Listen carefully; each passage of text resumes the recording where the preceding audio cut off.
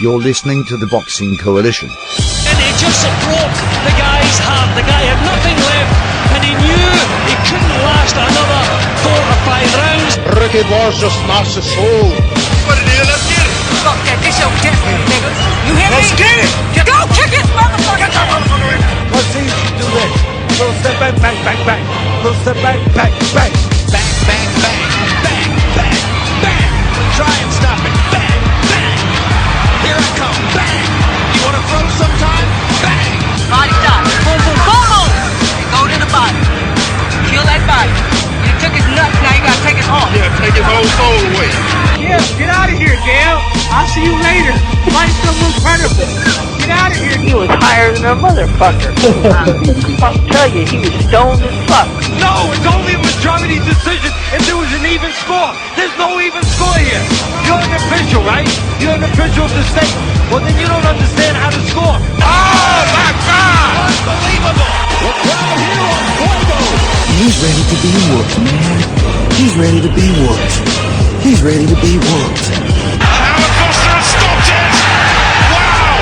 That is going to be controversial. But you really liked to stand toe-to-toe with him in the 12th round, even if you thought you won the fight. It was on. Did you like that? I love you. Hi, and welcome to the Boxing Coalition, a place to discuss anything boxing. We have a rotating panel of hosts that consist of Gimo, My Alpha, Cam, Daniel Lim and MV2. If you want to have your say, call in on Skype, just add Box Coalition, and get involved in the show. Call me now. Little step back, bang, bang. What's up, guys? What's happening, Lewis? What's up? Daniel, how's it going? Pretty good, pretty good. How are you guys? Excellent, excellent. You just wake up, Dan. Yeah. Nice one. Get some coffee down here, man. You sound like it. I'll get Bermane Stiverne to hit you, man. That'll wake you up. Top of the head. Right hand. You're higher than a motherfucker. Oh, talking about ringside. I got a little soundbite of ringside. Let me find it. Double R in the building.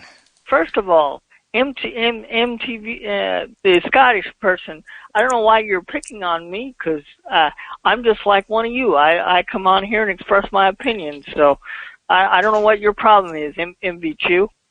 Lewis, we have to rename you MTV now.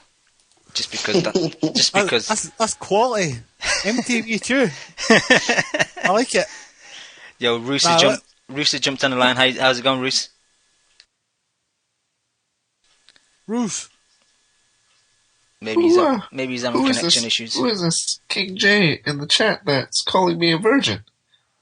I said Roos just called up just to laugh once and then he dropped off.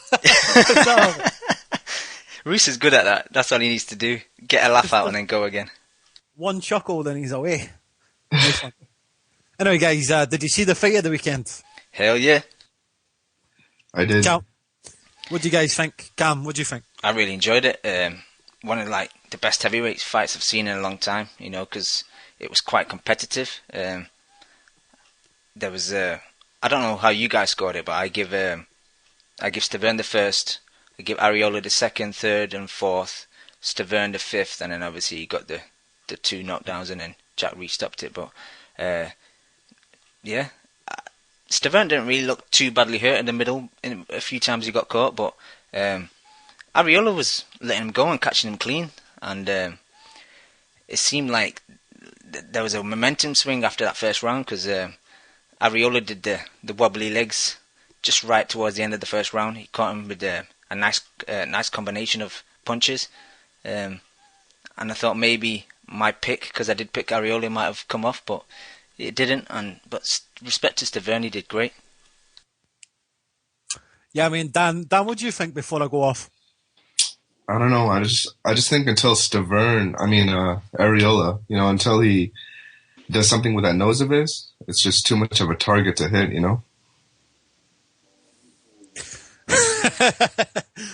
I mean, I see where you're coming from, but to be honest with you, it's not that big. is it? No, I don't. I'm just fucking around.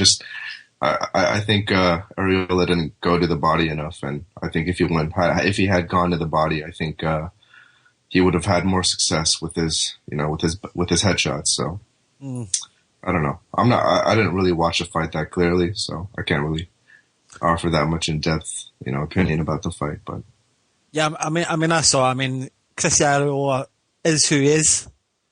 He's never going to change.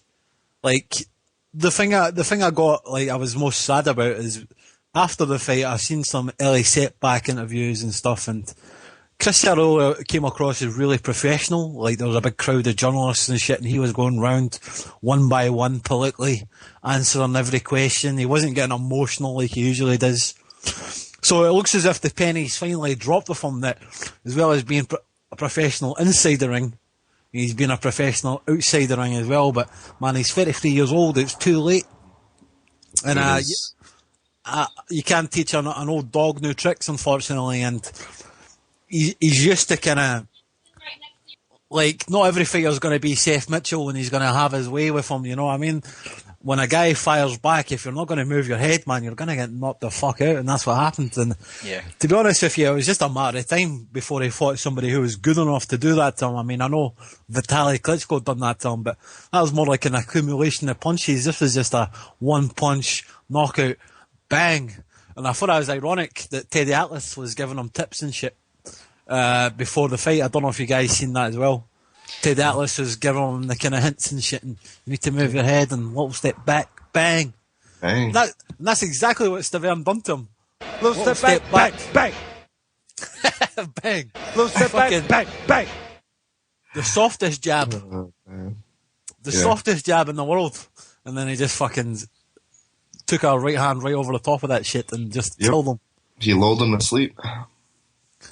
What do you think of Stiverne, man? I'm fucking well impressed by him, man. I think he could beat Wilder easily. I agree. Just stylistically, I don't think he has what it takes to match up against Wilder, though, man. For a big dude, though, he's got some quick hands. Yeah, but what kind of game plan is he going to utilize against Wilder? The only one I could really say is maybe try and just kind of offensive. Yeah, be defensive and try and get him past the 4th, 5th round, and maybe Wilder will slow down, because he's not really been long in fights, and he's not really got experience. Wilder has. I see your point, but Wilder, his style isn't really one that really utilizes that much energy. You know, I mean, all he does is really just shoot that jab and shoot a right hand after it, like kind of like Vladimir does. That's true.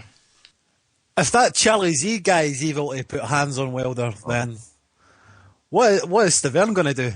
Yo, Charlie Z is 51-1, dog. Come on, bro. That's a clown question, bro. Did you see Wilder land that left hook on the guy? Fucking hell, man. No, but I know this is gonna sound fucking retarded, but dude, there are glimpses, I think, when Deontay gets overly enthusiastic and he lets his emotions take over, kind of like, you know, how when he was trying to get Audley Harrison out of there, like his technique just completely goes out the window. And he does have vulnerabilities in that sense, but still, I think against Stiverne, I mean, I think the way Stiverne beats Wilder is if he, you know, bobs and weaves and tries to pull off his best Mike Tyson impersonation, you know? He won't be able to do that. I don't think so either. Yo, we got Nota on the line. How you doing, Nota? I'm doing well. Stiverne makes Shannon Briggs look like fucking Henry Armstrong. That nigga's stamina is garbage. Nota, where have you been, man? You've been in hiding since Amir Khan fight. Yeah, no, I've been busy the last week or so. I respect that, bro. But why did you see the fight? What did you think of the fight, Nota? Oh, Stiverne Wilder? I mean, Stiverne Arreola, rather. Yeah. I mean, it was a good fight. I was really excited for it, and, you know, it turned out really well. I had Arreola up before he got knocked out. And actually, I thought Arreola might knock Stiverne out, because until he got caught in, what was it, the 5th or the 6th round? Yeah, 6th round. 6, yeah. Yeah. And before he had got caught, he'd been rocking Stiverne pretty bad. And, yeah.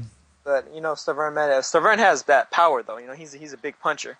He's one of those one-shot guys. Arreola's more of an accumulation type dude, so he wasn't able to finish Stiverne before Stiverne was able to finish him. And Arreola's problem is the fact that when he's not moving his hands, he just stands in front of you. And if you just stand in front of a guy that hits as hard as Stiverne does, you're looking for trouble. Because when Arreola was moving his hands, Stiverne really didn't have as much for him. But when he stopped, he was just a sitting duck. I can't disagree. I mean, like the way Arreola, I think, should have fought Stiverne is almost like the way Pacquiao fought Bradley when Bradley was up on the ropes, where he kind of feint. Because if Arreola could have just thrown some feints in there, even if he wasn't really like exerting much effort, he could have gotten Stiverne to be like wary of his power at all times, so Stiverne wouldn't have been as likely to keep throwing at him. Yeah, I mean, you're right, but when has feinting never been like a part of Areola's game? It's like. Yeah. Well, I know a few years ago there was a couple fights where I saw him use it, but he's never really been consistent with it. Yeah. Arreola's never been a consistent fighter. Like when he looks good, he looks really good, but he never keeps up anything with any kind of consistency. It's like you were talking about the fact that he'd seem like he was somewhat professional outside the ring. I think he realizes that he's wasted his talent over the past half a decade essentially. Yeah, I mean, I'll listen to. I'm a big fan of the Boxing Voice, obviously, and that is number one. That is to me, I'm not just saying this to suck up, but that is to me the best podcast out. But I listen to others, man. I listen to Leave It in the Ring. I don't agree with everything Gabriel Montoya says, but I was listening to one of their shows, and he said that he spoke to Arreola. One of the things about Arreola is he's afraid to commit 100% fully to boxing because not committing to boxing 100% gives him an excuse to fall back on. Just a kind of reassurance thing. He can say to himself, well, if I fail, well, I didn't really try, did I? Yeah, well, I've seen a few other fighters kind of do that, though, too, like from what I've seen. Like, they really don't have the passion for training, but when they get into a fight, they're going to fight their ass off. Kind of like Brandon Rios. I think Rios fits in that camp, too. Yeah, totally, man. I agree. And, like, the thing is, Arreola is like made to look better than what he is because the heavyweight division is just so fucking bad. He looks good against bums because he's a flat track bully. As soon as he fights someone who, and I don't mean this to sound disrespectful because I like Arreola, I want him to succeed. He's a good guy, you can tell. But he must have a confidence problem because as soon as he faces a challenge, like someone as good as him, he phrases, man. He makes mistakes. He makes nervous mistakes, and it's almost as if he wants to. I think kind of brought that out in him. Yeah. I mean, I can't disagree. I thought you said Charlie for a second. Yeah, him too. The great Zello. Shit, Charlie wasn't even in the ring, and he gave him the jitters, right? Yeah, exactly. His mere presence brings about flaws. Oh man. Honestly, man. Honestly, the Charlie Z, the entire spectacle that happened with Zelenov compared to Arreola Stiverne, like on a scale of 10, like that was a 10. Stiverne, Arreola to me was like a 4, man. But did you notice that Wilder was wearing a right glove on his left hand? Yeah, I did for a second. Why do you think that was? I don't know. I have no idea what that was about. You think that was some kind of handicap? Yo, did you hear what the guy was saying? Like to Wilder as he was leaving, he was like, he was saying like, "Oh yeah, I'm still one of the best. I still knocked out." No, hold on. What I found most entertaining was the fact that they didn't fight in a ring. They fought like in the hallway. So hold on. So the diameter of the fucking fight was like 120 yards up and down, or not 120 yards, but 120 feet up and down, and like 40 feet left and right. It was hilarious. I said that Charlie Z guy took that punch better than Malik Scott. Fucking Wilder was chasing him up and down the fucking gym, man. Oh man, he dropped him with a hell of a left hook, man. I was like, whoa. But no, the Charlie Z guy was saying, "Oh, I got you to the body." I got you to the body, man. Oh, that guy's hilarious. He's a fucking troll, but what can you do? He's got more heart than Malik Scott, though, man. Yeah, that's true. Hey, Cam, what do you think about Wilder and Stiverne then? Do you think Stiverne will win? Yeah, I got Stiverne. I think if Stiverne can just kind of be a bit negative and just hold on early and just kind of wear Wilder down, and getting past maybe the fourth or fifth round. What you say, Noah? I said I don't think he's going to get the chance to do that, to be honest with you. I think Wilder's going to blast Stiverne out of there within a couple rounds. I think he's going to make him look like Blachowicz. But I don't think Arreola hit him with some big punches yesterday, and he took him really well. So he's got a good chin. I think Wilder hits a lot harder than Arreola. And for as much as Arreola was landing on Stiverne, I think Deontay's going to land just as cleanly, just as early. What makes you think Wilder hits harder? Because he's been sparking guys out with one shot, and Arreola was a natural light heavyweight when he was an amateur. Yeah, but sparking who out? He's been sparking bums out, Like Blachowicz is a former champion. It took Shannon Briggs 12 rounds to spark Blachowicz out the way Wilder did him. Yeah, but that's different. Like in the gym and all that. That's not in a fight situation. Yeah, but I mean, what are you talking about? Shannon Briggs fought Blachowicz years back, and he took him 12 rounds to get rid of him. Well, no, honestly, Cam, I understand your point. I mean, that's an argument that people raise all the time. But I mean, you can tell Wilder has fucking power, man. I mean, it doesn't matter who he fucking fights. It's like Triple G to an extent. I mean, who the fuck has Triple G fought? But, like Cam said, and I agree that he does have power, but like Cam says, he's been knocking out bums. Yeah, but hold on. My point is Triple G fights better competition than Wilder, but he still doesn't knock opponents the fuck out with one punch like Wilder does.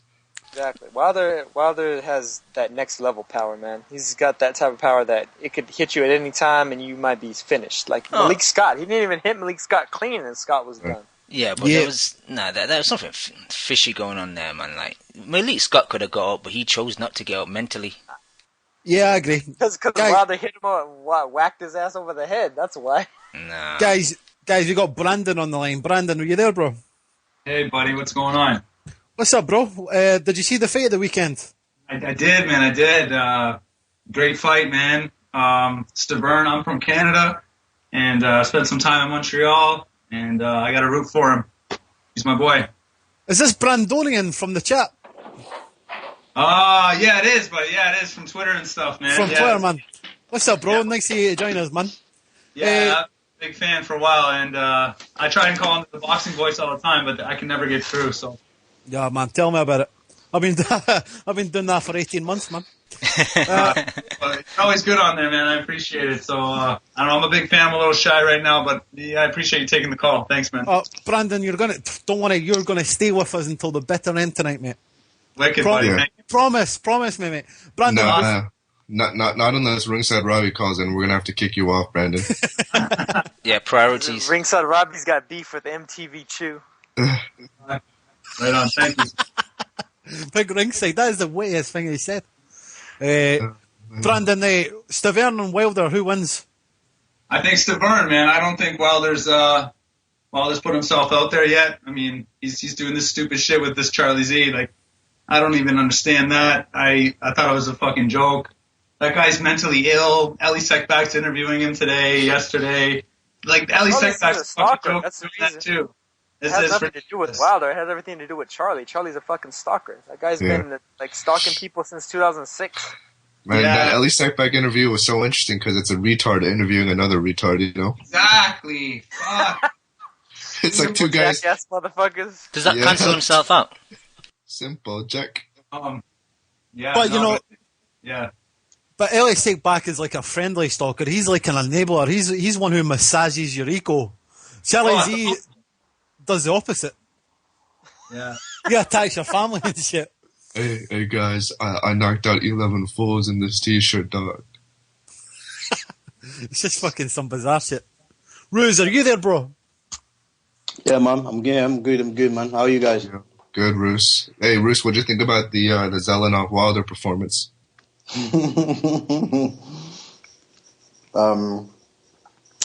I think. No, first let me get into the Saturday cards. Come on, man. He wants to get to the preliminary before he gets to the main event. Exactly. He wants to get the appetizer first and then the main course, right? Yeah, man. Like it was kind of weird, like watching, like when you used to watch Box Nation or Showtime or HBO, so it was kind of, for a long while, like, to watch boxing on ESPN. So the whole setup just felt kind of different and weird, commentary and, the presentation, so I was ready to actually, just to switch it off if the fights are not good. But, from the first fight, what was it? Imam and some guy called Uga. Yeah, the Cuban guy. Yeah, that was a really good fight, man. I think the Imam guy, he was kind of behind, and then I think he was in round 4. He just kind of started digging in, and he just overcame the guy, man. And then leading up to the heavyweights, to me that was a classic example of obviously the way they were presenting Arreola, like, yeah, he's lost a few pounds, he's mentally focused and blah blah blah blah blah. And then you look Stiverne on the other side, he's like, he had a beer gut. And he was just like, his whole strategy was like, look, today I'm just going to play chess. Because I know I'm going to knock this guy out, let him come with his freshness, with his new way, trying to use that to his advantage, and I'm just going to catch him. And he was just like, it was a good performance from Stiverne, man. I was really impressed by him, man. Yeah, man, I feel what you're saying, but like, I know you mentioned beard gut there. I didn't really see it. I mean, I saw it, but I mean, like, I compare Stiverne's gut to like Arreola's. Like, I know Arreola's got a solid gut. Arreola's got a flaccid, flabby one. Stiverne's was hidden behind his shorts. You couldn't really see his gut properly. Yo, what was that? Stiverne's got the pro football player gut. Arreola's got the fucking guy that sits on his couch drinking beer watching the game gut. Yeah, but let's be honest. Stiverne's black, so he could just pull it off better, right? Hey, but what was that shit that he wrapped his fucking hair with? Was that duct tape? Oh, did you see that? Yeah, I think it was. I know they wrapped it with saran wrap before too. Like, he's been watching Paulie Malignaggi's fights. It's like a cling film or something, man. Okay, but another interesting thing was, I think it was so painfully obvious that they were overhyping Arreola. We were talking about earlier, I think in last week's show, how Showtime, showed preferable commentary towards Floyd, and, it just goes to show you that no network is innocent of that. Yeah. Because they wanted an American heavyweight champion. That's really a lot of what it was. Yeah. The U.S. hasn't had a champion since Shannon Briggs, like I keep mentioning, the fucking guy. I think they were more interested in having a Mexican American champion. Like, I think that's where the money is. That too, but I figured they figured that he was just going to be a placeholder for Wilder anyway. Because I figured that most people figured that Wilder would knock Arreola the fuck out. So that it would just be a story from U.S. to U.S. and it would just get things back on track in terms of the general populace's view of the heavyweight division. Because the big reason why a lot of people don't give a damn about the heavyweights now is partially because the Klitschko's on American, and then partially because they fight in a unfan friendly style. Yeah, I get you. Yeah, I know I'm going to get a lot of shit for this, but I want Bermane to duck Vladimir as long as possible, because I know he's going to fucking lose. Well, it's Ladon. From the sound of Don King, it sounds like they're going to duck Wilder too. They don't want any part of the guy. I don't understand how they can duck though if it's like a mandatory fight. Wouldn't they get stripped? Yeah, they should, but who knows? You never know. Yo, guys, we got a caller on the line. Long live the king of all kings, and we say, long live the king! What's good, fellas? What's happening, G? First and foremost, where the fuck is Ringside Robbie coming at my boy Chu like that? Where the fuck is he at? Hey, don't blame Ringside Robbie. MV Chu is stoned as fuck. Yeah, King J is the one who's calling me a virgin in the chat room, and I find that incredibly disrespectful. Yo, in fairness, Kid J, I had a couple jabs at him first, man. First of all, you can't come at my boy Chu like that, man. If you ain't hit puberty, you can't be dissing people, man. Fuck. Whoa. God, I have some kind of growing disorder, guys. Come on. and I was reading the chat yesterday, and people were calling me the 40-year-old virgin and Benjamin Button. Come on, guys. Oh, that was a good one. Yeah, man. Hey, what's up with that, too, man? Yeah, you better phone in next week and get this guy, man. What the fuck? It didn't sound good to me, I'll tell you that much. You know what, man? If I do, then I'm going to get accused of bullying because he's just so... He played it like a pro. I've got to respect Ringside Robbie. He says, why are you picking on me? And, like, if I bring it up, you know what? Fuck it, man. I'm just going to let it go. Unless he starts it again, in which case I'll go for him.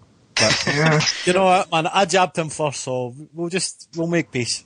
You're a pussy, Pichu. Is this like a Wilder on the bully? Is this how you feel too?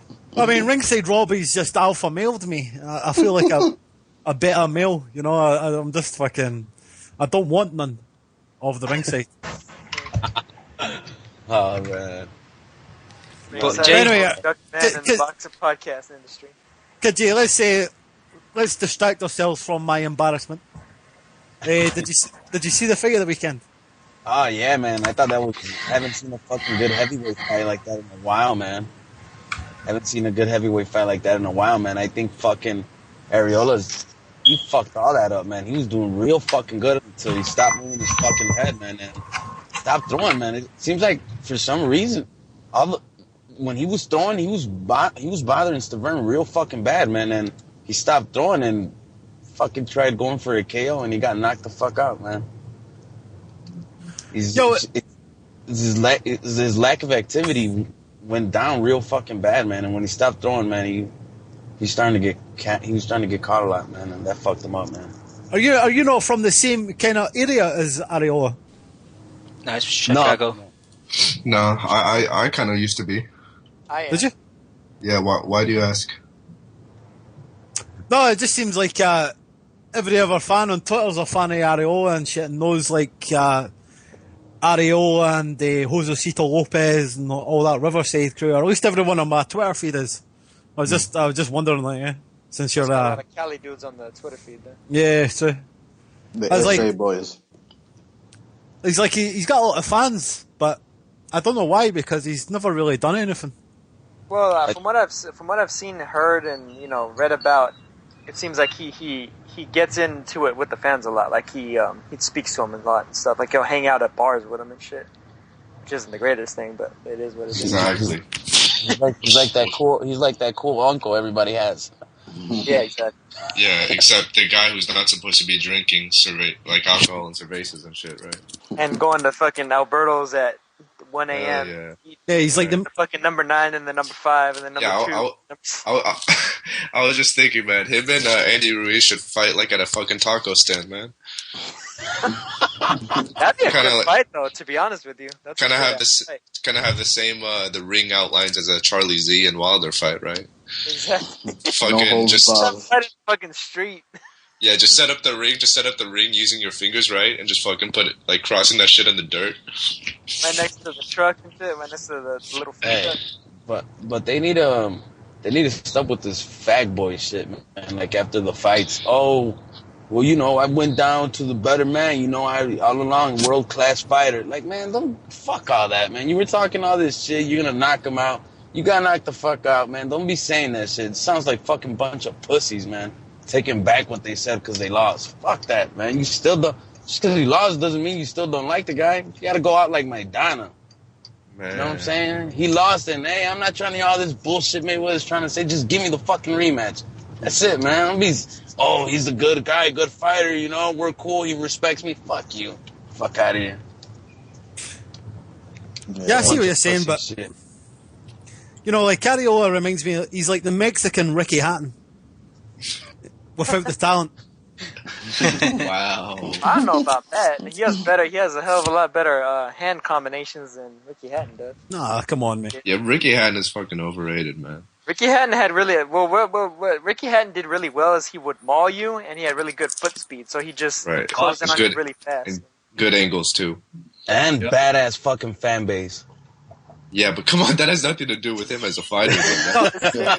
Yo, hold up. It's like saying that Gaddy was the best because he had a badass fan. Yo, that's like Ski Mask Joe predicting fights based upon how the crowd received a certain fighter, man.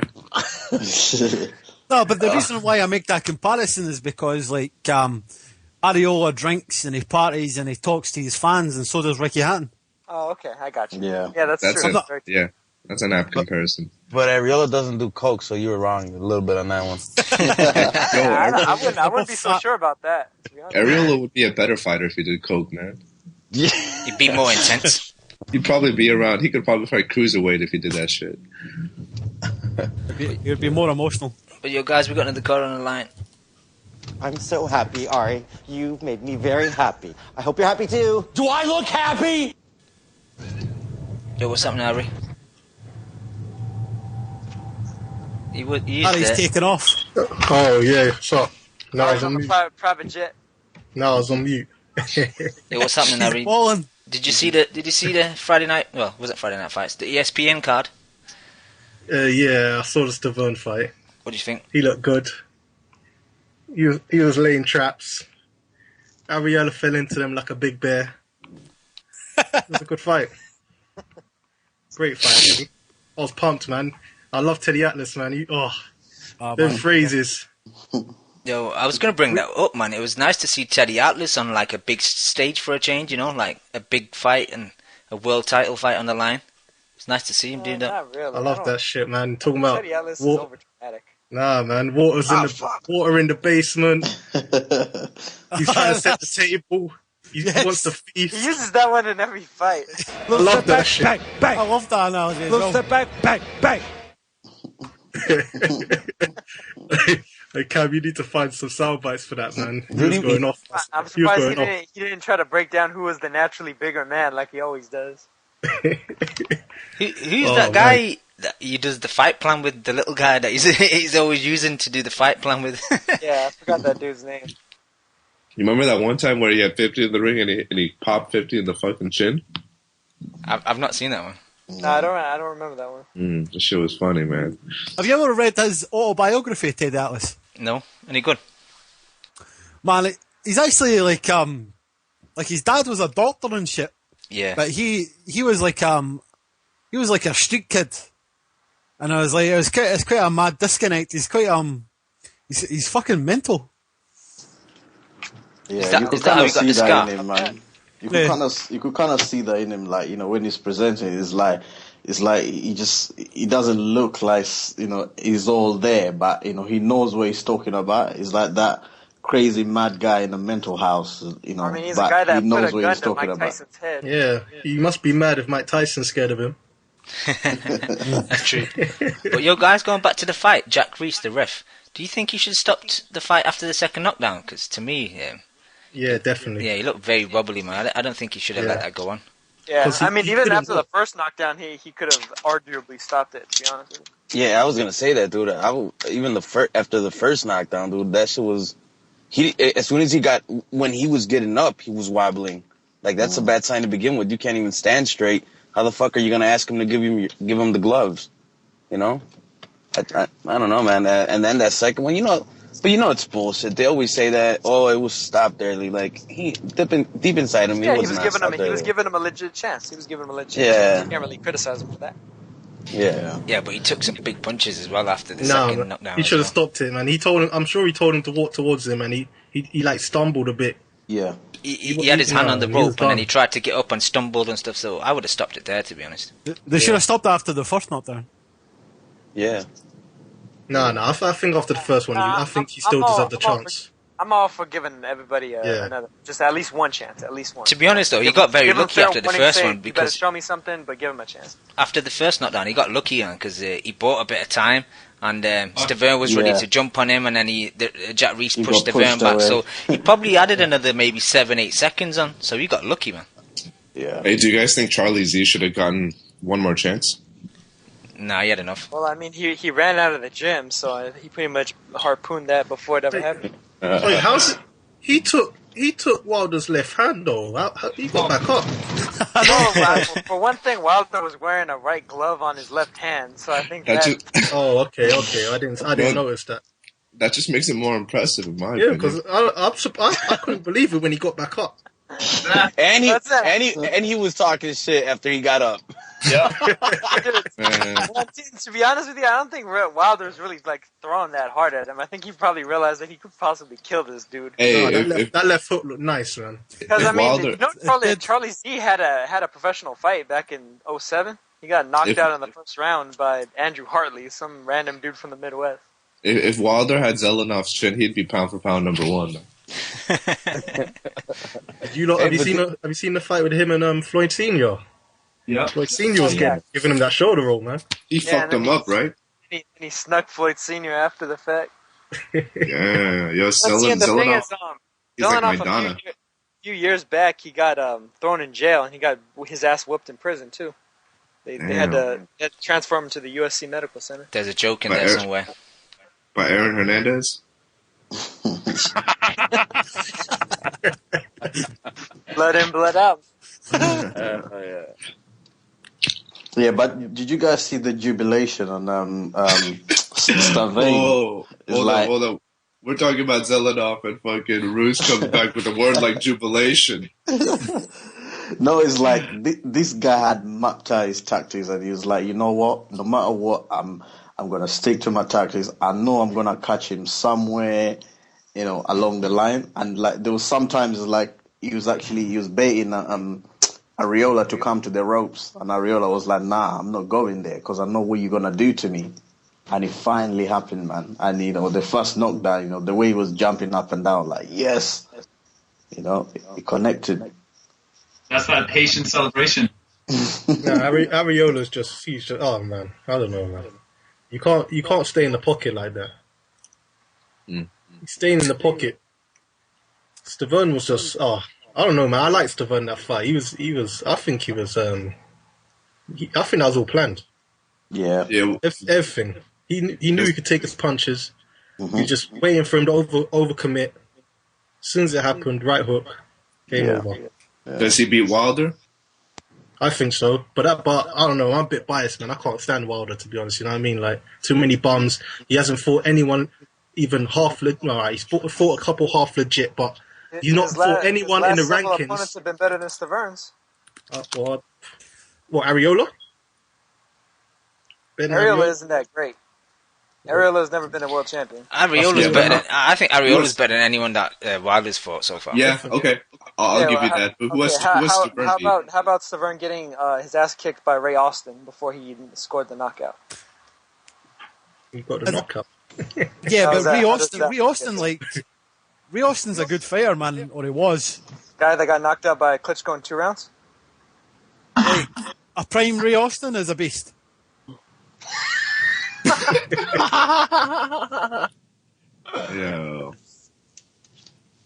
Yeah, no, I mean, my problem. Go on, Dan. No, I was just gonna say Stiverne has a better resume, but I'm just saying, all right, how do you think?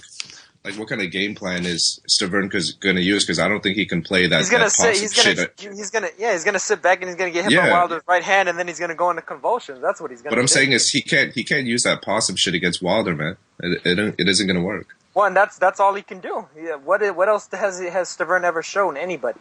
Nyota, I want to take you seriously, Nyota, but you also said that Glasgow was going to beat Amir Khan. Yeah, but come on, that's irrelevant. What are you talking about? I picked Khan in that fight, dude. I've been picking him. I picked him since the beginning. Yeah, but what does that have to do with the fight between Stiverne and Wilder? Yeah, but here's another. You're right. You're right, Nyota. Sorry, man. Here's another. I mean, has Wilder been tested by a hard puncher? No, he hasn't. He hasn't. I'll give you that. The thing is, I've seen him stumbling around like a drunk in the amateurs. Yeah, I agree with that too. But all I'm saying is, stylistically, I favor Wilder just because of his size and his reach. How does Stiverne get inside on Wilder? Is my main question. I mean, I think Stiverne can knock just about anybody out that he touches, but how does he get inside on Wilder before Wilder touches him? Because I agree with you guys. I wouldn't be surprised if underneath Wilder's chin it says "Made in China." Yeah. Well, and even if Wilder had a good chin, Stiverne hits too damn hard for you to just be taking a flush shot. Yeah. Yeah, that's true. I haven't seen Stiverne yet, utilize that Tyson style, offensive fight that I think you need to have to beat Wilder. So he's never shown the stamina for that. Yeah, he's a bit lazy as well, isn't it? He doesn't. He's more on the back foot than the front foot. Mm-hmm.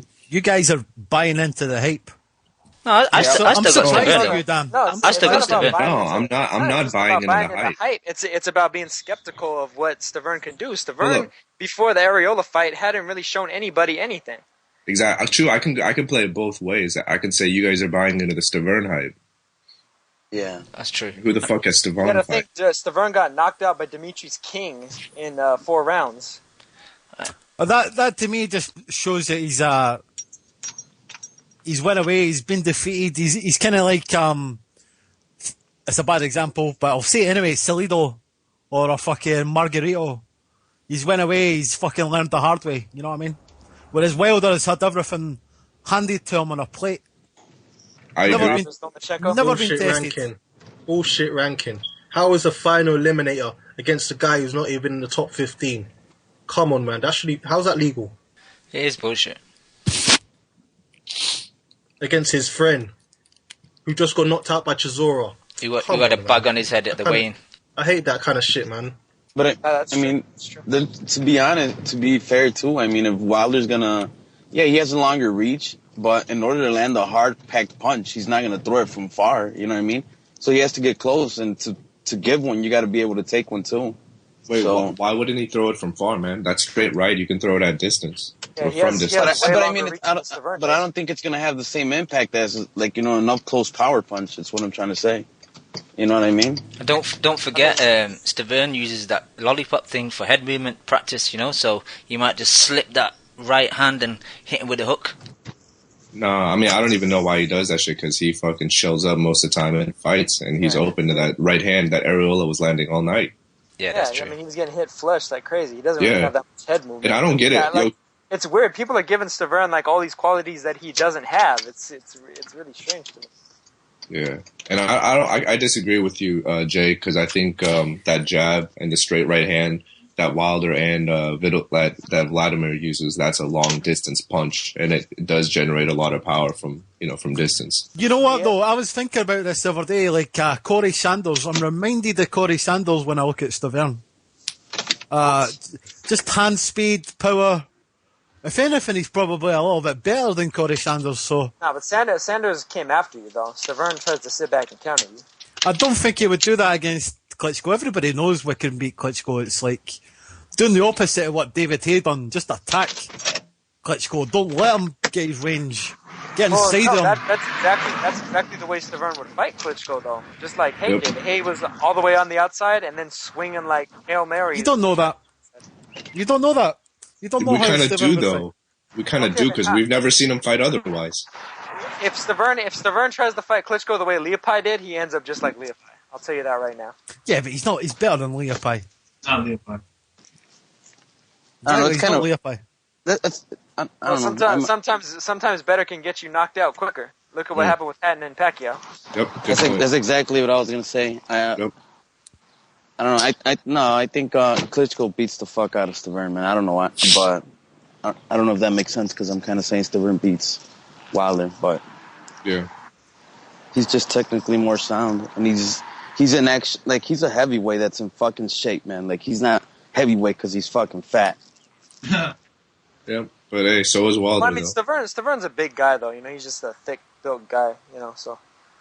But don't you guys think Klitschko is slightly more mentally tougher than Stiverne? I mean, like, even in this fight with Arreola, there were some rounds. It's like Stiverne will come back to the corner, and his corner was trying to kind of mentally refocus him, and I found that quite strange. And he's fighting someone levels below him. I don't think it's going to play into a factor, just because I think Vladimir's physical advantages will kind of overleap those qualities. Yeah, Ruse, I think the opposite. I think he had adversity in that fight against Arreola, and he fucking came back and won. Yeah, I agree with Shu there. Yeah, but adversity with someone who's levels below you. I mean, come on. Well, I wouldn't necessarily say Arreola's levels below him if he was winning the fight before he got knocked out. Maidana is levels below Floyd Mayweather. And, I'd say maybe a level below, but not levels below. It's all about moments. Yeah. And Arreola had a couple, and then it would have been easy to kind of just fold, but especially in a heavyweight fight where every fucking punch hurts. But Stiverne came back, man. Yeah, Bermane is like a 20 level fighter, and Arreola is like an 18.5. Yep, that's a good way of putting it. I'm fucking around. Take it for what it's worth, man. Man. Hey, it still works. Cool. Hey, but is there? So what? Do any of you guys know specifically what the contract is for Stiverne after this? Does he have to fight either Wilder or Klitschko, or? Well, I mean, Klitschko has nothing to do with anything because Stiverne has the WBC. Klitschko has nothing to do with the WBC. He's just the unified champion of all the other belts. His mandatory is supposed to be Wilder, and supposedly he's supposed to get stripped if he doesn't fight Wilder, but who knows? Well, Wilder said today that he'd fight him in the States, and he wants to make the fight happen. Well, of course Wilder does. I mean, but Stiverne's team is the one that's being all iffy now, being wishy-washy in the press. But I find that kind of interesting because, oh no, go ahead, Brandon. You haven't spoken that much, so. Oh, you got it, man. You got it. It's all good. No. Go ahead, man. All right, buddy. I don't know. I thought that was kind of cool that Wilder's up for it, man. I would have thought they would have been setting up this Stiverne and Deontay fight, man, but I don't know. Yo, Brandon, don't you think, like you say if you were advising Wilder, wouldn't you be a little bit nervous putting him in there with Stiverne? Because don't you think that's a huge leap up in competition? For who, Stiverne or Wilder? For Wilder. I guess, man. I would say not to go there. I'm surprised they want to make it, and if they do, I don't know if it's going to be pay-per-view or like how are they gonna sell that to the fans. I think it's a big fucking fight. I think it would be a great fight to watch, personally. No, actually, I think they'd probably it's going to be on ESPN again because I think that's the reason why they've been putting all these heavyweight fights on ESPN. They want to set up an eventual clash between whoever wins between Stiverne and Wilder against Klitschko. Yeah, but that's also dependent on the ratings, right? True. Well, see, the thing is, I think everybody recognizes that Vladimir Klitschko is like the heavyweight champ, so anybody else is just a paper champion to them. So until one of them fights against Klitschko, then the ratings are probably going to be subpar until then. And then if one of them should happen to beat Klitschko, then they would become a real star because people have been aching for somebody to take Klitschko out. Yeah, because I think there was an article saying that ESPN was targeting at least 1 million views for that fight card, and if you haven't heard, that Klitschko Leopai fight, I think generated like 400,000 views. Well, I mean, I think a lot of that has to do with Leopai as an opponent, though, too. You know, people felt like it's going to be another jab, grab, Klitschko domination. So yeah, but don't you think the casual fan, regardless, would become, they would just kind of draw towards Klitschko just because of his name value? No, because they don't like his ass. They look at. Go ahead. No, you go ahead, man. No, somebody else was talking. Was it Brandon? Yeah, I was just laughing. I thought that was kind of funny. Oh, yeah. Yeah. Okay. Well, I thought it was funny. Like David Hay is like talking up Deontay Wilder because David Hay sparred him, and he said in boxing scene that he got punched in the face by Wilder when they were sparring, and he felt the power. And I know David Hay was ringside as well as Deontay Wilder. I wonder if David Hay would fancy fighting either Arreola or Stiverne or Wilder or one of these guys. I think David Hay could beat every one of them if he wanted to. I'll be the first to say it. Fuck David Hay. Exactly. That's my same sentiments. Right, true. I don't want to hear that shit. For what it's worth, David Hay said that Stiverne is easy work for Wilder. Yeah, he did say that. Yeah. I mean, there's a lot of reasons to hate David Hay, but in terms of his actual ability, I don't think you can. I think he's levels above all these other guys. Yeah, I like David Hay, to be honest with you. I think he's pretty funny. Did you guys hear what he said on the weekend, David Hay? What did he say? He was talking to Radio Raheem from Seconds Out, and he said his shoulder's fucked, and he said he's probably not going to fight again. He said if it ever gets better, he'll come back, but he said he's pretty much done. Yeah? I don't know. Yeah, he said he just didn't get any fans hyped up because to make a comeback and then have his shoulder go out on him, he would think the fans would think he was just trying to talk to him and shit, yeah. Yeah, put him in there. Put him in there in a tune-up with Charlie Zelenoff, man. That's it. Well, I think he's probably learned from Audley Harrison. You know, after Harrison's pretty much sold his entire reputation down the road. Right. If he can handle his own Sokes, I mean, he can handle anybody's, right? Yeah. Zelenov knocks out 240-pounders, ain't you heard? Hell yeah. Like, the thing with Hay is, like, he's made out of glass. He's always having some kind of injury problem. And it's a shame because he's got talent, like, but he's a lying bastard as well. Isn't it ironic then that he says, "You fucking lost me"? That was Chisora. Oh, my bad. Yeah, that was his other one. That's my ignorant American side coming out, man. Yep. Yeah, David Hay was the one that glassed Chisora. Did you guys see Chisora going after Did somebody say ignorant? Hey, Prezi! What's happening, Ethan? I'm just listening, guys. Y'all go ahead and talk. Yo, no, hold up, Prez. Retell us that Omaha, Nebraska joke for us. I don't remember it. Oh, come on. How'd it go or what? Remember, I tried typing in Omaha, Nebraska on Google Maps, and it told me to get a life. Oh, shit. That was a good joke. Sounds about accurate. Hey, man, Gamboa's got hella fans in Omaha, ain't you heard? Oh, yeah. All two of them, right? Fucking the cook at Golden Corral and shit. Wait, is that Olanier Solis? Nah, shit, he keeps them in business, man. Oh, man. Hey, but what you think about Stiverne Areola, Ephraim? I mean, it was a real good fight. I had 3-2 for Areola. You know, the first 2 rounds were Stiverne's. You know, he had to it was like a pimp domination. You know, first you just put that bitch in check one time, and then, you know, she stays away until she fucking gathers up enough. She musters up some strength to come at you again, and that's what was happening. But, yeah, this dude, I mean, everybody knew it was going to be a knockout. For some reason, people thought Areola had a chance this time. I still thought it was no fucking chance in hell. You know what was the biggest bullshit, too, when people were picking Areola? They all brought up his fucking backstory and shit. Like, oh, he's in shape this time, so he's going to win.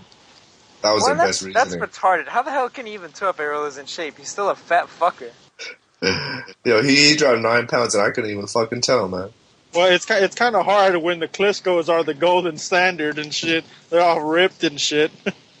Yeah, but even still, there've been other heavyweights recently that have been. Hey, Wilder.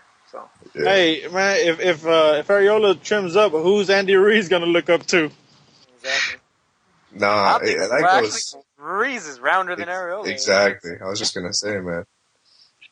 Yo, didn't you hear Ruiz is on that Slimfast diet now, man.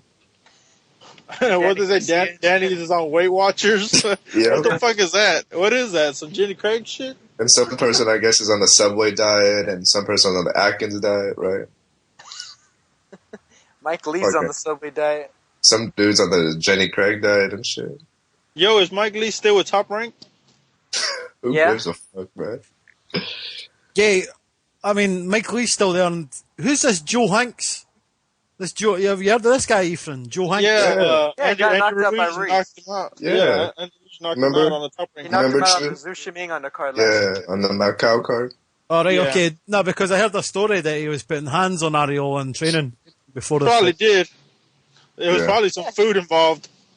Areola probably ate too many burritos right before he got in shit, so he was bloated and he couldn't move.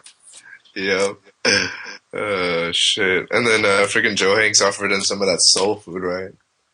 Those barbecue ribs, cornbread, some fucking fruit punch. Yeah, another thing, did you... Some grape soda? Hell yeah. Go on, Roos, what you saying? Did you guys find it kind of strange, you know, when Areola was trying to cut the ring, he kept looking like he's doing the two-step dance? Yeah, I noticed that. Like, he kept crossing his legs, and that's fundamentals that you don't cross your legs when you going side to side. So that's pretty poor. When you got hit to the fucking temple, dude, all that shit goes out the window. He was doing it. it was before that though. Carlton dance, man. Like, what the hell is this guy doing, man? Yo, Areola was doing all types of dances yesterday, man. Yo, guys, we got another caller online. Damn. Jose, it's all about the sexy name. I'm bringing sexy back. Yo, today's show is a gangbang of collars, man. Hey guys, what's going on, man? What's happening, Jose? Jose. Hey, I'm almost afraid to call in with all these death threats going on the radio, man. Got to be careful. Yep, keep your head down. Okay. Jeez, I hear Ness is scared, man. He's protecting himself. He's gone into hiding. Didn't you hear Ringside Robbie just put the smackdown on MV2 yesterday too? Oh man, I know it's getting violent out there, man. Yeah, I think someone's turned Ringside Robbie onto this show, and he's heard it, man, and he's had enough of you guys making a mockery. Why the fuck is he coming after me then? He should be coming after Dan. This is Ringside Robbie. That's a terrible. Wait, who was that? Who was that? That was the professor from The Simpsons. You need to reveal yourself, man. Who the fuck is that? If you're going to be doing an impersonation of me, you gotta at least do it correctly. Wellness. Jose, what do you think of Jose? What do you think of Nestor Gibbs ducking Brian Jennings? Oh man, is that what's happened, man? He's that guy's not gonna fight him. Yeah, Mike Perez. They got injured. I don't know, man. I think I'm intrigued by Areola, man. He looked really good. I think, man.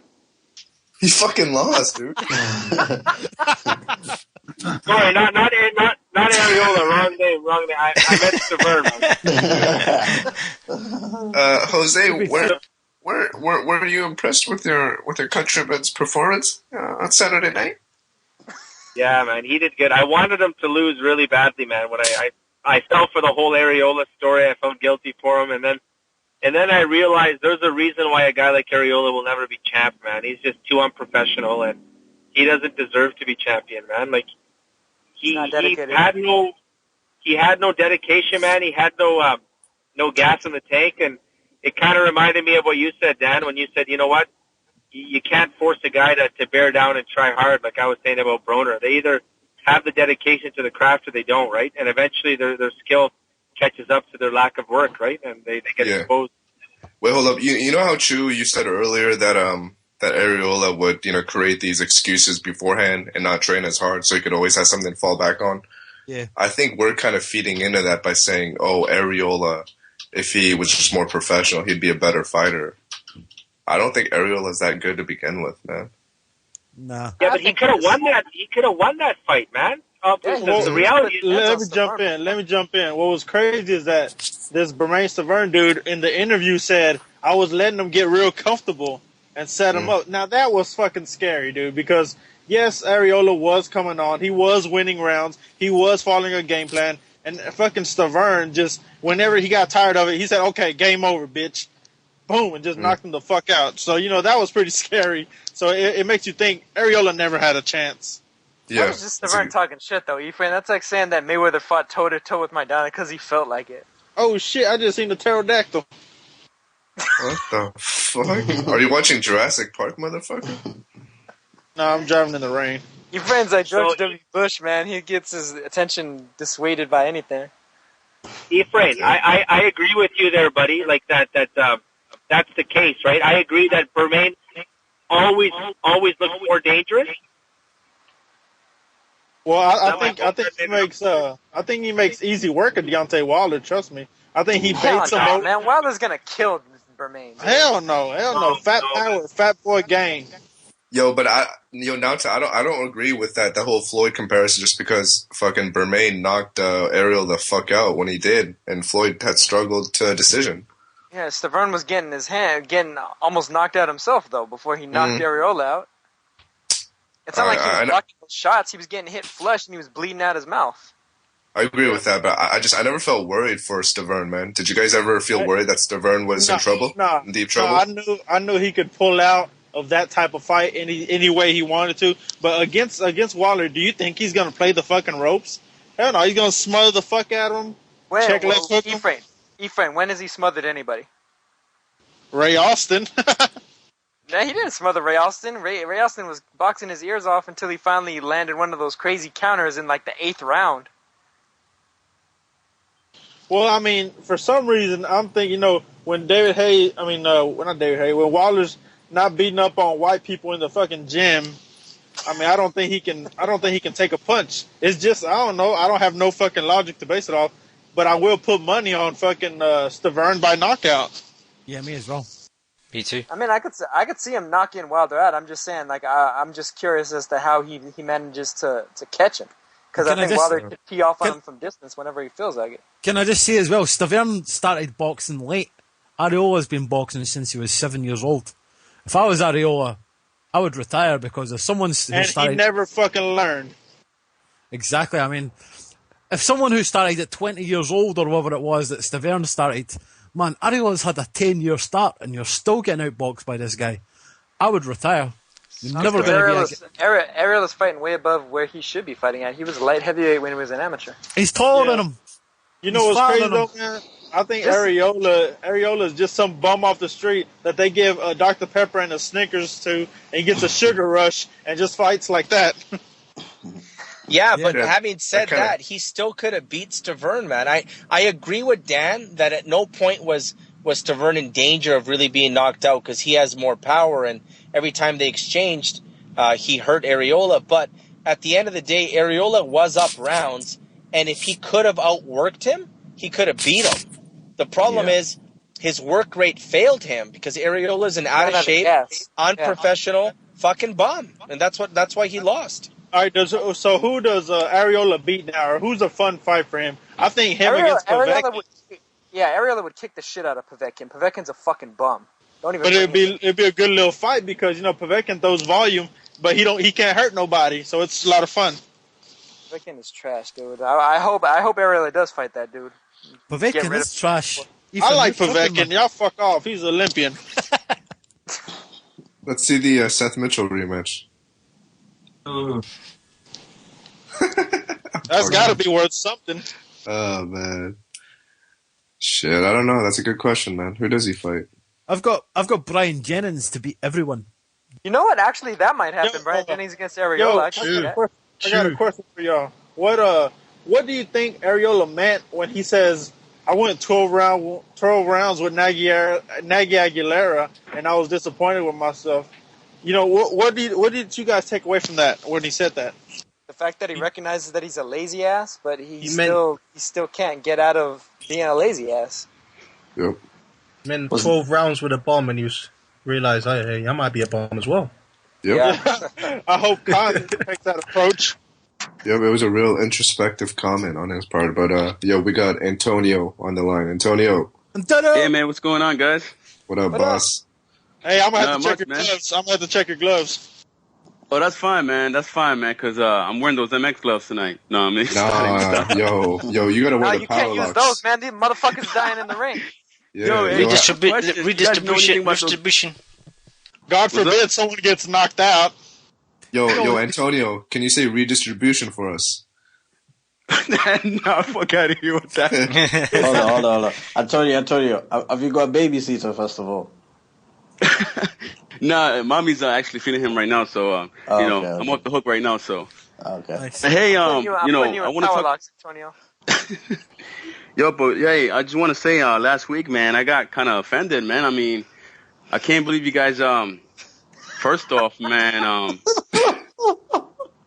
I can't believe you guys did that to, Timothy Bradley's wife, man. That's my, WCW every Wednesday, man. I mean, it's kind of fucked up, man. I mean, what was the deal with all that?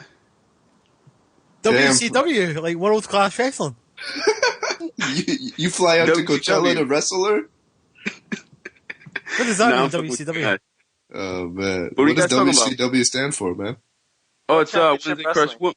What? It's called what? Oh, it's called Wednesday Crush Wednesday. I mean, Women Crush Wednesday. So does she crush you? No, I'm just fucking with you guys. No, man, you guys are fucking mean, man. Mean What as hell, the fuck are you talking about? He's on some, when- like ex-hamster type shit, yo. Whoa. Damn. All right. Women But, crush Wednesdays. is that That's some what kind you of want like? to be. Is that like some kind of female domination shit? No, it's like every Wednesday you put a photo on Instagram, like you know, some kind of crush you have going on every Wednesday. So that's why Right. they call it, you know, WCW. But yeah, man, Okay. I mean, you guys fucked me up that day, man, talking about her. So you know, Yeah. Monica Bradley's hot as fuck. Let's get it right. I wasn't But heck, slagging her. I was like, no, they were going after Saki Obika's wife. I was having none of that. Yeah, Yo. MV is down for Monica. Yo, did they show Areola's wife yesterday? Saturday. man. No, Did they? didn't.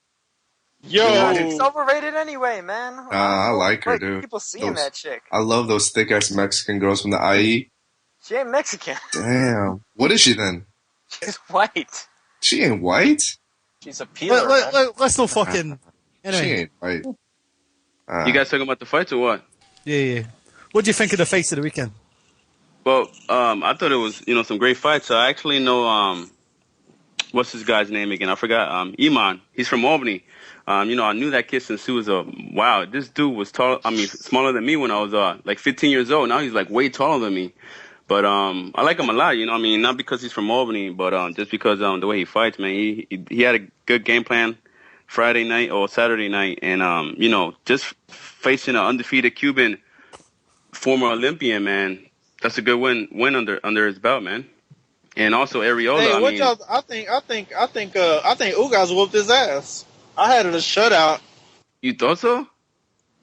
Dude, I gave Iman one fucking round. Nah. Get the fuck out of here. Because Nah. Ugas was laying the ass whooping. Ugas was laying the ass whooping, man. Nah, after They 4 just- rounds, they- Iman was just taking him to school, man. Anyway, continue on with the fat woman talk. And about Arreola, man, I mean, man, before the fight, I heard there was a rumor going on that he had a six-pack tattooed on his belly, and I thought I was gonna, you know, get him to win, but I guess not, man. I feel bad for the guy, man. He was winning the first few rounds, man, and he just shut down.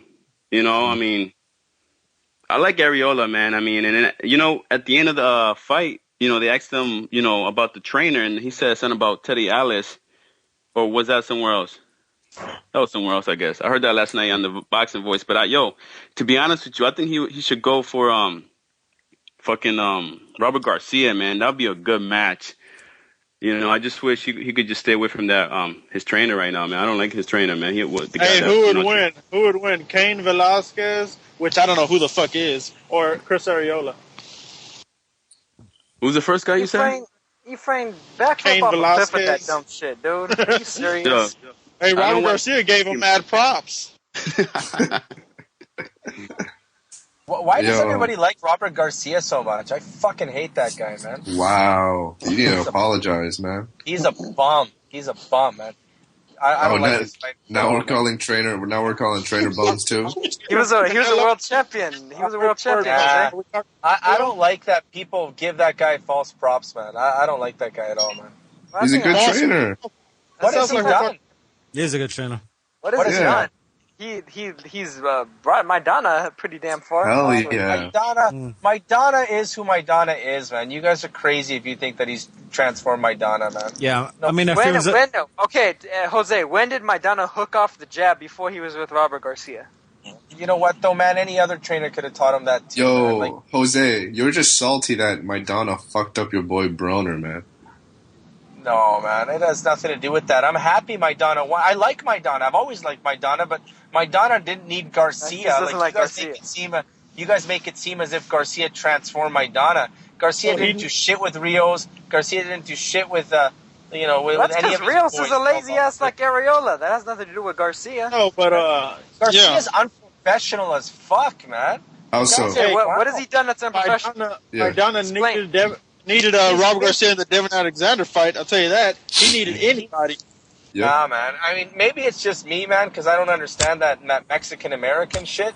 But I'm sorry, no offense. I don't mean to be racist. I know it's racist as shit, but I just don't get it, man. It's just too hood for me, man. Like I don't understand it. He just What?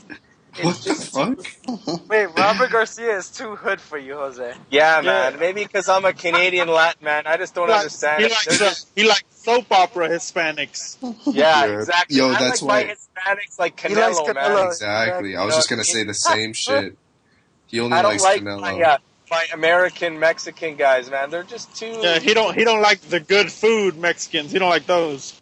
Nah, man. So what are your thoughts on I John like- McCain Jr. then? I like a Mexican. Kind of bridges the gap.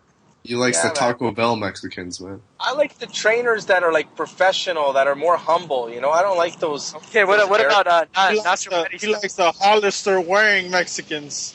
What about Nacho Beristain? What do you think about him? Nacho's fine, I guess, man. But I mean, I liked his brother better. You know, I like Garcia's brother better. I like he's more humble. What? I like that. Hold up. Who the fuck hold is up. that? Hold up. You like that bum ass trainer who was driving fucking Pepsi trucks in the morning and was training Victor Ortiz afterwards. Coca-Cola, get it right. Coca-Cola. I like the hardworking, like, you know, Mexicans like that. I don't like those cocky fucks like Robert. Dude. Yo, Robert Garcia has like the biggest stable in boxing, man. That guy trains. I like look the at three. his guys, man. Rios, Pavlek. Like, these guys are all guys that have no character. They're all unprofessional. They're all just a bunch of jokers. Man. Jose, you sound like Oprah Winfrey, man. That's not Robert Garcia's fault. It's like blaming Virgil Hunter for Andre Berto being shit. You know what I'm saying? Yo. Yeah, but Oh, man. It's like Trainer to carry himself with more class than his fighters. You know? But Jose, what do you expect? This is boxing, man. What about Robert Guerrero's dad? How do you like Freddie Roach then? Freddie Roach talks endless shit about everybody. That guy's a total asshole. I know, but I like Freddie. But now he's got Parkinson's though. Oh yeah. Hey, you know what? You know what, Nauta? He can. You know, I like my trainer that can take a kick to the chest. I like my trainers like that. I don't know. I just don't like Garcia. He just seems too fucking cocky, man. I don't like him. Hold on, Jose. Jose, do you like the Three Stooges that they got over there in Canelo's camp? Those guys are clowns, man. Don't get me wrong. Those guys are clowns. Like I don't like Canelo's coaching. I don't like his staff either, man. I think they're a bunch of dummies. But you know, that's why I like Freddie Roach. I don't know why people don't give Freddie Roach his props. You know. What about that lollipop they were giving Stiverne? Lollipop. All right, guys. Enough about this whole Stiverne bullshit. Let's I sound move like on. Donald Sterling there. Hey, fuck! I should watch my stuff. Let's talk about Donny Nietes versus Moises Fuentes. Anybody? what weight class is this? That's the little guys. That's the 10-pound shit weight class, dude. Yeah, that's why I play the crickets. People, But before we move on to I know Cam is itching to talk about his boy Kid Galahad. It's not that. I wanted to touch on the UK fights anyway, because there were two cards in the UK, one at the Olympia in Liverpool and one in Sheffield, headlined by Kid Galahad. Ari, you're my boy. You watch British boxing. You must have saw this fight. Me? Is that Kid shot at me? No, Ari. Galahad. I'm joking. Hey, Kid Galahad's serious. I'm going to say right now. I know the guy that he fought was a bit overmatched. Yeah, but very overmatched. I think he's growing. He's growing quick. Man. Come on. Before this fight, I would have said I think Galahad should try and move down to bantamweight, but he's looking a bit bigger. He seems like he's punching a bit harder. He's got skills, legit skills. I've never seen anyone switch so easy as well. He switches so easy. Yeah. But what does it accomplish? It confuses his opponent. Yeah, it keeps the guy off balance. Yeah. No, trust me, I haven't seen him fight once, but I don't like fighters who switch. So you never seen him fight, but yet you're criticizing him. No, I'm just saying. I mean, I think if you're at the top level, like who switches styles? YouTube him then. The way he switches, you would think he's not switching. That's the thing. You don't even see him switch. Yo, I get that, but Nonito Donaire, when he fought bums, he switched all the time and he looked fantastic. But that shit obviously doesn't work when you fight elite. I bet he switches outside. I bet he switches outside where nobody can see him. No, but hold up. What were you going to say, Ari? You do know he's Ingle Gym, yeah? He's what? From the Ingle Gym. The Ingle Gym? Yeah, same gym as Prince Nazim Hamed. Come on, Dan. Come on, Dan. You don't know lost Dan. You lost Dan for a minute there. Yo, wait. Let me play this soundbite for Dan. I always said I'm a casual fan. The only fight Would I that watch remember it? Probably, because I'm a hardcore fan, but No. Come on. Stop with that bullshit. The only fight I remember from Prince Nazim is when he got his ass fucked by Marco Antonio Barrera. All right. Well, Dan, let us talk about it then. All right. All right. Ooh. No, come on, man. Just say don't. I don't like that shit, man. No, I kind of agree with Harry. Dan, you're criticising him, but you've never seen the guy, so how can you criticise him? I don't complain when I get the crickets for world champions, while you guys talk about fucking contenders and B-class fucking street sweepers. No, I mean, look, I'm sorry if I offended you guys, but I'm just saying, like, you can't say anyone's, that good if he hasn't fought anybody, right? Yeah, but he's getting to that level. He's picked up the European strap. He just picked up the Commonwealth. He's got, I think, the British. So, soon he'll be highly ranked in all the governing bodies. Yeah, I'm actually going to agree with Dan. I think Kid Galahad's not fought anybody yet. And I'm kidding. I have seen Galahad fight. I saw him fight against Prado, and I saw him fight against that one dude named James, whatever his name was. Oh, is that the dude that fought Prado? Yeah. Oh, he's pretty good. I do like the way he switched. Yeah, but again, I'm saying is look, I've never seen like a top level fighter do that switching shit when they fight A-level competition, Dude, but they do that switching shit outside, dude. They don't do it effectively, dude. They don't switch inside on you. They just do it outside. Yeah, but go ahead, Art. Yeah, they do it when they're out of range. All right, but Dan, take the switching out the equation. Just as a boxer, how did you find him against Prado? I got off on a tangent. So I'm not just saying he's just switching. He's got legit skills. All right, man. Enough. My bad. Enough of the switch. Go ahead. His eyes are all the way shut now. No, but Dan, I got a question for you. Take the switching out of the equation. You saw him against Prado and you saw against Jazza Dickens. Do you see anything special in him, or do you think he'll just get exposed if he fights someone on a higher level? I mean, he looks good, Cam. I get it, but again, to me, the only worrisome part is his power, man. Well, like I said, the power looks like it's coming on. Is it? He's only 24. You haven't seen the latest fight, Dan. You can't. Yeah, but I saw Prado and Dickens. But that was not the latest fight. But that's what you're trying to say. But he stopped Dickens. Wait, Dan. He stopped Dickens late, and that's hard to do if you've not got power to stop a guy in the later rounds. Hey, D-Lim, let's start hyping up Gary Russell, since they can hype up bums. Yeah, all right, I like Russell, to be honest. No, my bad. Go ahead, Ari. Finish your point about his performance. No, you did it off. I'm not gonna lie. Do I sound happy, Harry? I don't know. But yeah, I thought his performance was okay. That Fred Mundraby, he was levels above him. I think Fred Wonderbum. I think when they picked him, I think they thought he might give a bit of a harder fight. I expected more, because I actually did YouTube him a bit, and he actually looked decent. Yeah, someone else said that they YouTubed him, and they said that he looked okay, but he wasn't really, and he looked quite small compared to Galahad as well. And Galahad's not the biggest fighter. And I like Galahad stayed on the inside in this fight as well. Yeah, I think he obviously felt that fact that Mundraby didn't have any power, so he wasn't really worried about being on the inside. Neither does Kid Galahad though.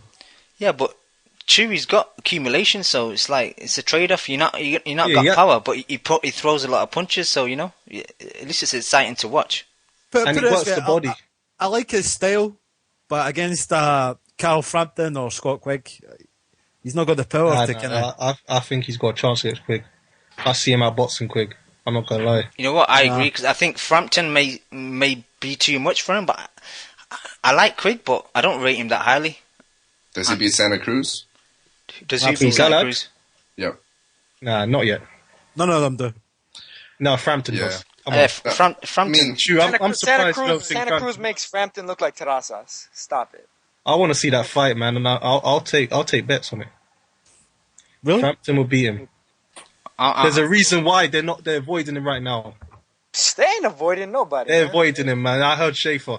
I heard that they're more looking at Quigg, so I think that he's trying to duck Frampton. Is Quigg not rated in Santa Cruz's what do you call it? Quig's a champ. Quig's a champ. Yeah, but he's the regular champ, really. The real champ's Rigo, so. Yeah, come on, dude. You can't call him a champ. Well, you asked if he's rated. I answered the question. He can't be rated, can he?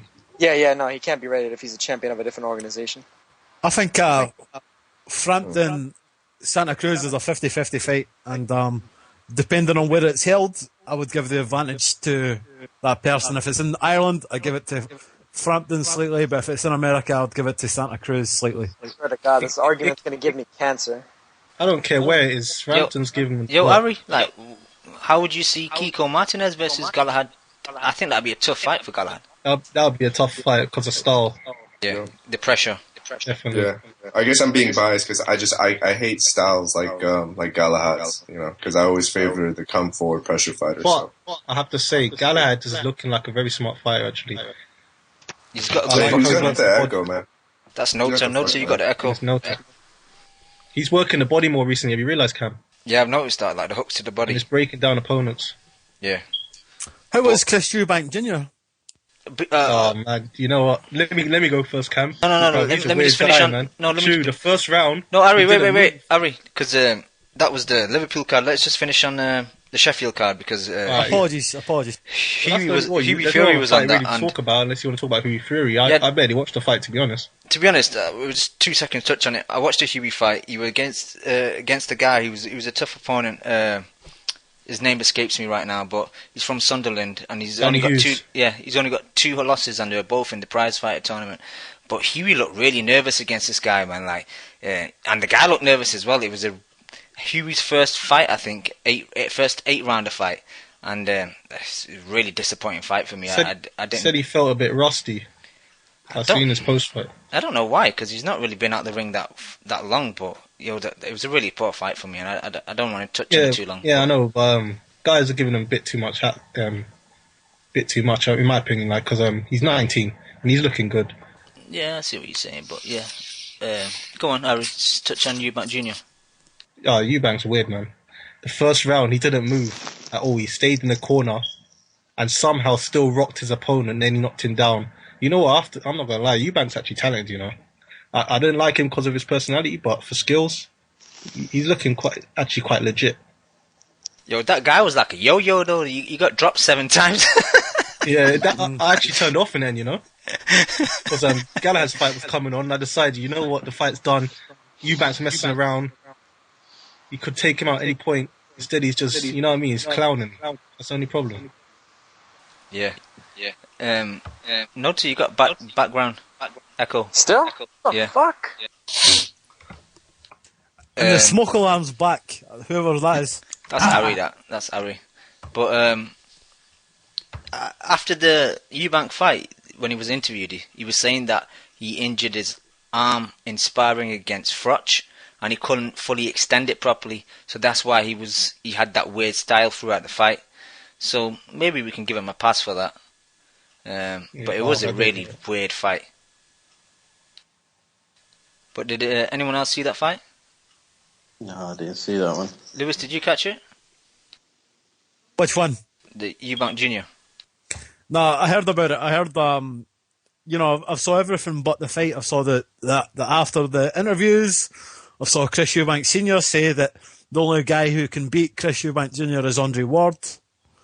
I saw all that shit, but I've not seen the actual fight, man. Okay, cool. Well, How was it, Cam?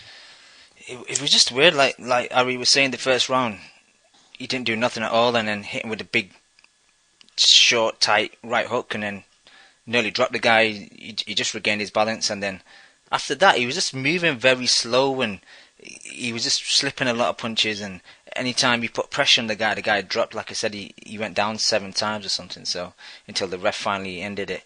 But yeah, it's just a weird performance. But like I said, I give him that pass, seeing as though he said he was injured. He was trying to get his Mayweather on as well. So do you guys think he would beat Cal Froch, George Groves? No, man. Come on, man. What are we talking about now? I want to see him first Saunders before any of that bullshit talk, man. Chris Eubank Jr., Neota.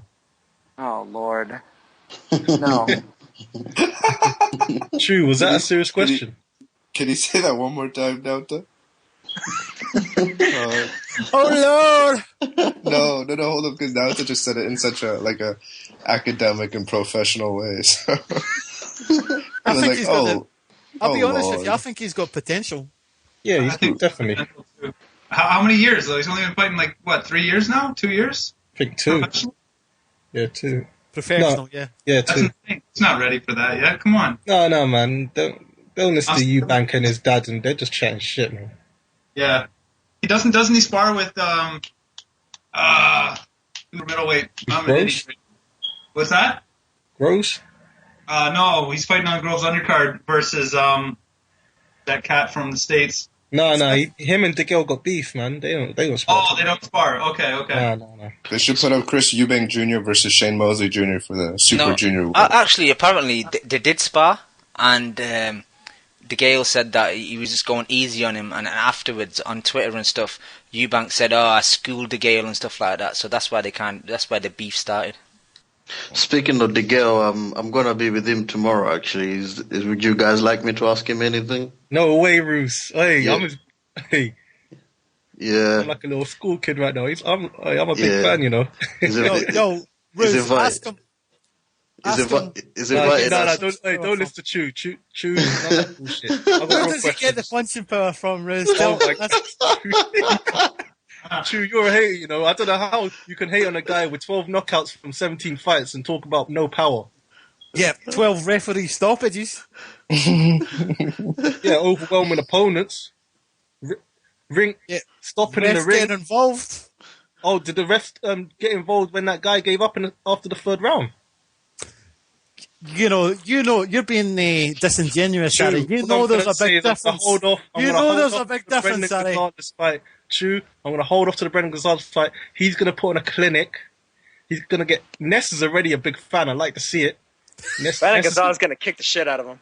That's what I'm thinking as well, by the way. Or if he does, I'll eat crow all day long. Because I'm a big fan. The girl's legit. He's going to beat Froch in November. If it's not Froch, he's going to beat Groves. He beat Groves the first time. We all know he beat Groves the first time. Look at Groves since then. Come on, man. Listen, what the world needs is not another poor man's Andre Ward with less power. That's what we don't need. Anyway, back to Roos. Roos, why are you meeting him up? Like, what's going on? Is it something to do with your cousin or? No. It's like the guys I work with, The Voice newspaper. Okay. You know, you work for that? Yeah. Okay. Yeah, so the girl kind of he wants to do like an exclusive interview. So it was like, you guys just come to my house, then maybe we'll go to the gym, just get a few nice shots and just get a nice exclusive interview. Okay. Hey, Bruce, on the side, you have to tell him from me, yeah. Yeah. Pop the jab, please. Alright, cool. Yo, I was proper excited. I was more excited than last week when Dan told him that. He gets too much hate, man. He gets too much hate, man. I don't You know what, though, Ari? Sometimes he creates it himself. I'm a fan of his as well, but sometimes the guy frustrates me, man. I hear what you're saying, but it still gets too much hate, in my opinion. Yeah. Does it frustrate you, like, in the ring, or how he carries himself outside the ring? Well, it's like he'll have a bad performance and say, "Oh, it's because of my injuries and stuff." Well, don't go into the ring injured, then. You know what I mean? You can't have it both ways. You can't perform bad. They call it bad performances, but it's still a shutout. Oh yeah, but like there's been fights on Channel 5. Like I probably watched his last 5-6 fights, and halfway through he kind of turns off and then catches a break against the ropes and he doesn't do anything for 2-3 rounds, and then he comes back on again. I don't know if it's he's just trying to catch a breath. Yeah, I think he's trying to catch a breath, but he did have that serious knee problem, and he was still fighting on with it. It was quite crazy. And like he had like a torn groin or something like that as well. So he's quite injury prone. He's fresh for the Gonzalez fight, and you know what I mean, proves the doubt was wrong. You know what I mean? Yo, that's a 50-50 fight. It might be 50-50, but I'm going with the girl. Why would you sign for like Eddie Hearn and then he puts you in a fight like that? It's a final eliminator. He had to take it. Gonzalez is above him in the ranking. That's a fucking tough fight for your first fight for your new promoter. Oh, so, I mean, you want to get the big fights, you have to take on the big guys, man. I think he's maybe... Don't get me wrong, I think Eddie Hearn wants to get DeGale in against Groves and Froch for like the big fights in the UK. It's more money There's more money for him, but part of me thinks, okay, can I really sell this guy, DeGale? Come on, man. I don't know, man. I think you're overrating Gonzalez a bit. The guy went 10 rounds with I can't say the name. Oosthuizen. He was starting the gas, and it was a 10-rounder. He won that fight. I know he won it, but the reason he got the draw because he gassed out near the end. Yeah, it's true. At the end, he did get tired. He's never gone 12. The girl is going to work the body, but the Gale's not a 1,000-punch like fighter. He doesn't throw 100 punches around. He doesn't you know need to throw 100 punches against this guy. That's what Oosthuizen did. He's going to show you, man. That was the fight where Virgil Hunter was like, "You ready to be whooped, man? He's ready to be whooped." That was the fight. Yeah. He's ready to be whooped, man. And he didn't do the whooping. Instead, He's ready to be whooped. He's ready to be whooped. Yo, guys, we got a caller on the line. Hands go. He didn't let All them go. black ski man's blood, suck the thing. Ski man's wing. I still got the black ski mask to throw on. Yo, Mask, what's happening? I'm just saying, if it happens, I'll come on there, eat my crow all day long. Shit, we've just muffled the whole intro for Black Ski Mask. It's alright, man. You guys ruined it, man. You guys ruined it. But... Yo, hey, Joe. I'm just being real though. Like my Virgil Hunter impression shits on Black Ski Mask Joe. Nah, doesn't fuck, man.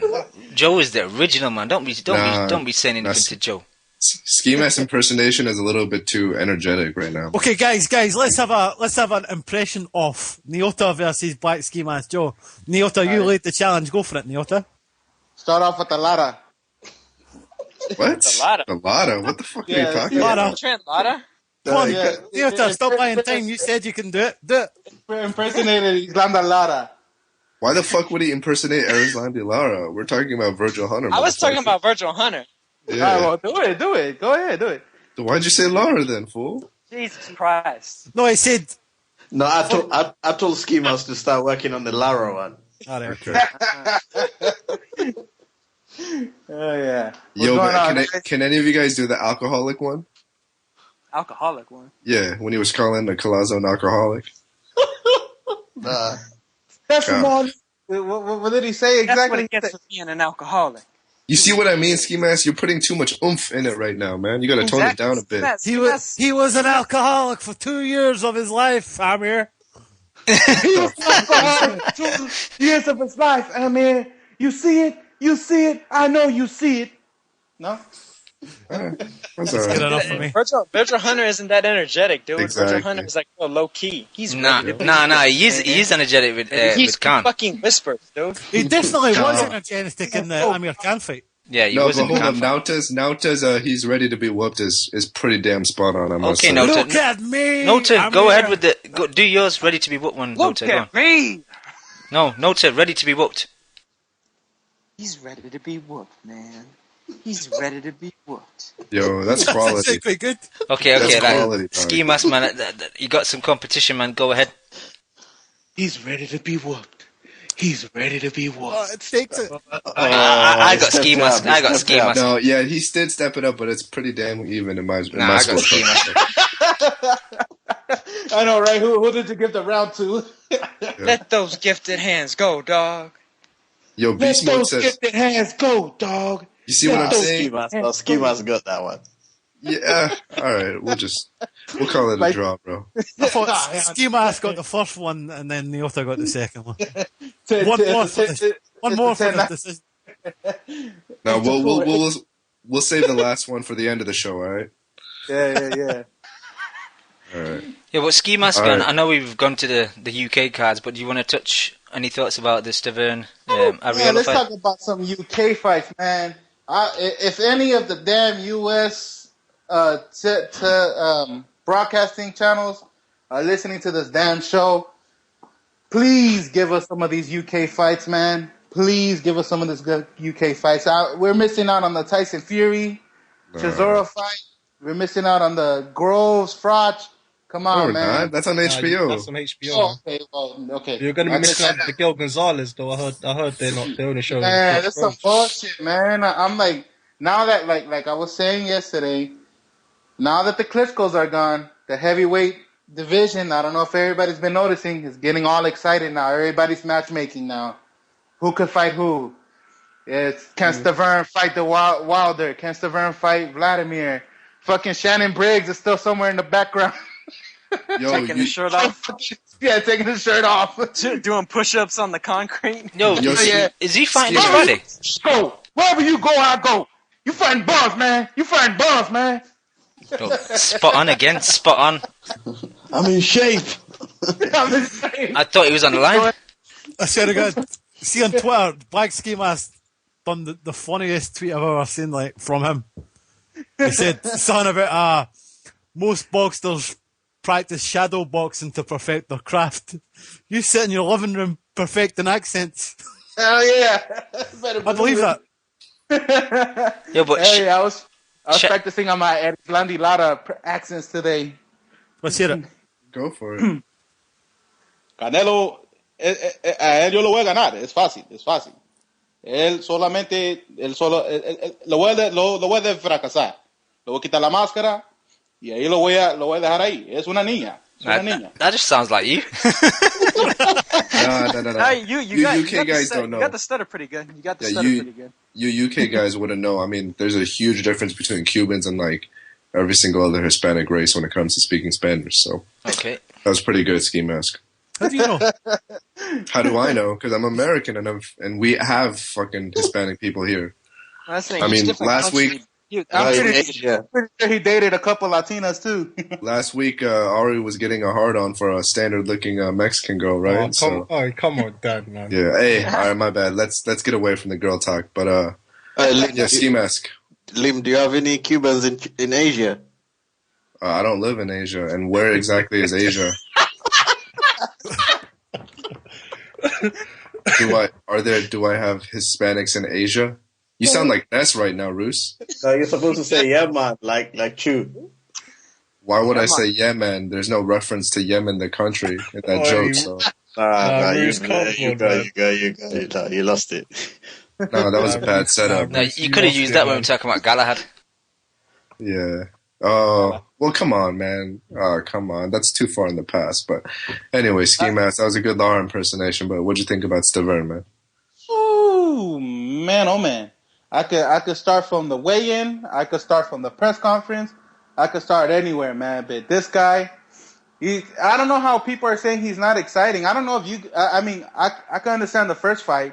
There wasn't not a lot of heat going on, but if you guys did not catch any of the fucking press conferences, videos where Stiverne just went off, you know, when you go tonight and you sit in your room, you know, all that shit, man. That shit got me amped up, dude. I was like, man, this Stiverne, he's ready to kill somebody. And it's true, he did know.